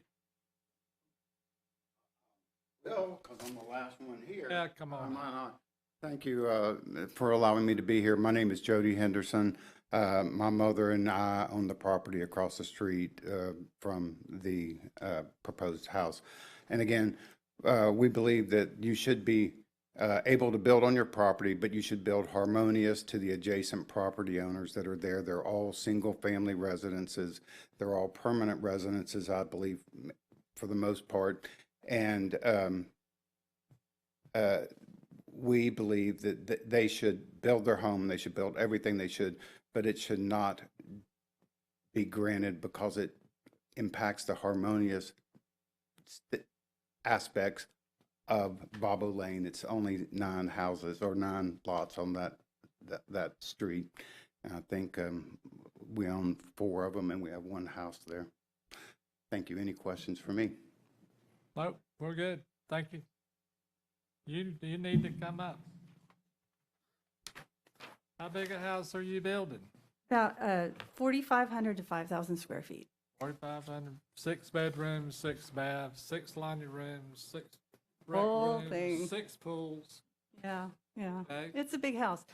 And I appreciate Jody's sentiments. Our family, as I mentioned, has had the house in front since 1972. A small 2-story, lovely house that we've enjoyed and have never thought we would change. The people in front of us have all built huge houses. All of our views are gone. The house that he references on 70 Seahorse Circle is a huge house right in front of this house. If we don't build up, we will lose our view. So it's not that we are loving this idea of building up and doing all this, but we own property that we should be able to enjoy the view. And unfortunately, everyone in front of us has already done this. So now we're saying, okay, everybody else gets to do this, but it stops here with you. And that I don't understand that to be a viable option given the values of the real estate that's down there and for our I benefit. disagree with your statement because when you look at your drawing, you know, you could cut back your garage, you could cut back your house, and you wouldn't lose that much. But we're still going up 3 So stories. you don't need a 6,000 square foot house to go up. You can have 5,500 square feet because that's about all you're going to lose if you cut off the corners. Well, the reason for our variance is twofold. One, we felt like the siting of the property, going into compliance with the variance as it is, doesn't change that we're going to be building a bigger house. But it does impact, in my opinion, the sight and feel for the neighborhood. We will be pushing right up against our neighbors who, you know, all of these people have lived there forever. So my in-laws have had their house forever. The lady next door, his mother, they all know each other, and no one wants to do anything that is making this worse. And we felt like having the house so close to Anna's house was far worse than asking for a variance to shift it over, have it centered on the lot, and have it be reasonably looking from the road. And given the fact that it's a pie-shaped lot, makes this unusual. This isn't a rectangular situation where we're saying we don't have enough room to build a house. We're saying the lot makes what we're building look ridiculous because we're pushing it too far over to the side. And I appreciate Jody's sentiment. They've been there forever, and having a big house go up in front of them is disconcerting. But we are going to build a bigger house, and it's just a matter of where are we siting it so it makes sense. You know, and we've looked at a lot of ways to build the house. We could build a weird triangle house. We could, you know, there are many things, but what we wanted to do was build something that looked the nicest it could for the neighborhood, because we are from this area and we will be here. This is our family home that we're going to have for the next 30 years. So. You have drawings already designed for a house? No, we are at the preliminary stages because we didn't want to go too far down the road with an architect and have, you know, have an issue or. Haven't engaged an architect yet? We do have an architect. It's Thomas Heatherwick's office, and and we're doing the massing stage, so we're looking at block massing and figuring out where and how it can be set up. So that's the stage we're in, and that's why we came to you early, so that we could understand what our parameters are. Yeah. Thank you. All right, thank you. Motion to close it public discussion. Motion to close public discussion. Second. Second. All in favor, aye? Motion. Motion to deny. Aye, second. Second. Discussion. Well, I think, as Mr. Schoen pointed out, they actually do enjoy 5-foot setbacks rather than 7.5, so that that gives them a little extra on their site plan. I think there's plenty of room for a footprint. And once again, like I said with the last ones, being as they're going to demolish the house that's existing, it's kind of hard to see a hardship for something that's not really there. Charlie? Charlie? I don't really have anything to add. If you add 2.5 feet to this side setback, you're shipping that garage, you pick up quite a bit. don't you? This is a very, very large buildable footprint. I could get just a killer house on this piece of property without going over the setbacks. And I think if you're talking about building something in a neighborhood like this with neighbors that are very concerned about context and adjacent issues, the best thing you can do to be a good neighbor is to build something within the setbacks, because it has long-term effects on people's view corridors, which has been a big topic of tonight's conversations, and the long-term impact of that, as all of these houses eventually are going to be torn down and built with new great big humongous houses on them, and all of 30A is in this period of transition. There's a lot of space left to do an incredibly beautiful home that's going to have some really great view opportunities, and I don't think you need the additional space to create a very beautiful home that you guys will love. And I don't think you need to talk to her, you need to talk to the board. sorry, there's a lot of space left on the lot, and I would encourage them to maximize it. That? I agree. Paul? I agree also. We have a motion to deny and a second. All in favor, aye? Aye. Aye. Four? Aye. Ma'am, your variance was denied. We have one more, but nobody's here, I don't think. Do we have one more? Yes. The next one is Amy's, what, Mr. Johnson, just to confirm, Karen wanted to make sure the record's correct. You voted they voted unanimous. yes and I voted no. Okay, well, I just thank you. didn't want to give Stephen my support 4 times in a row. We wanted to make sure it was. But you got your way, Stephen, so you doing good. What we're gonna do about number, since the applicants are not here, Amy Susi, property owners, 154 Legend Park Loop, motion to continue on the 23rd September. Make the motion. Make a motion, we'll continue on September the 23rd. Oh, man. All in favor, Second. aye? Aye. Aye. Charlie was second. Motion to approve the minutes, Motion to approve the minutes. second. Second. All in favor, aye?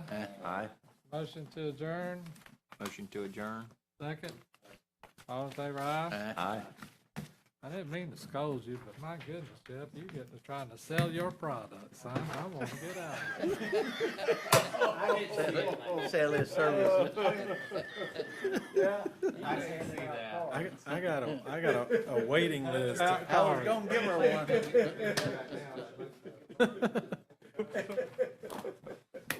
He's like, I'll I get to thought you in you about appreciate 8 that. months.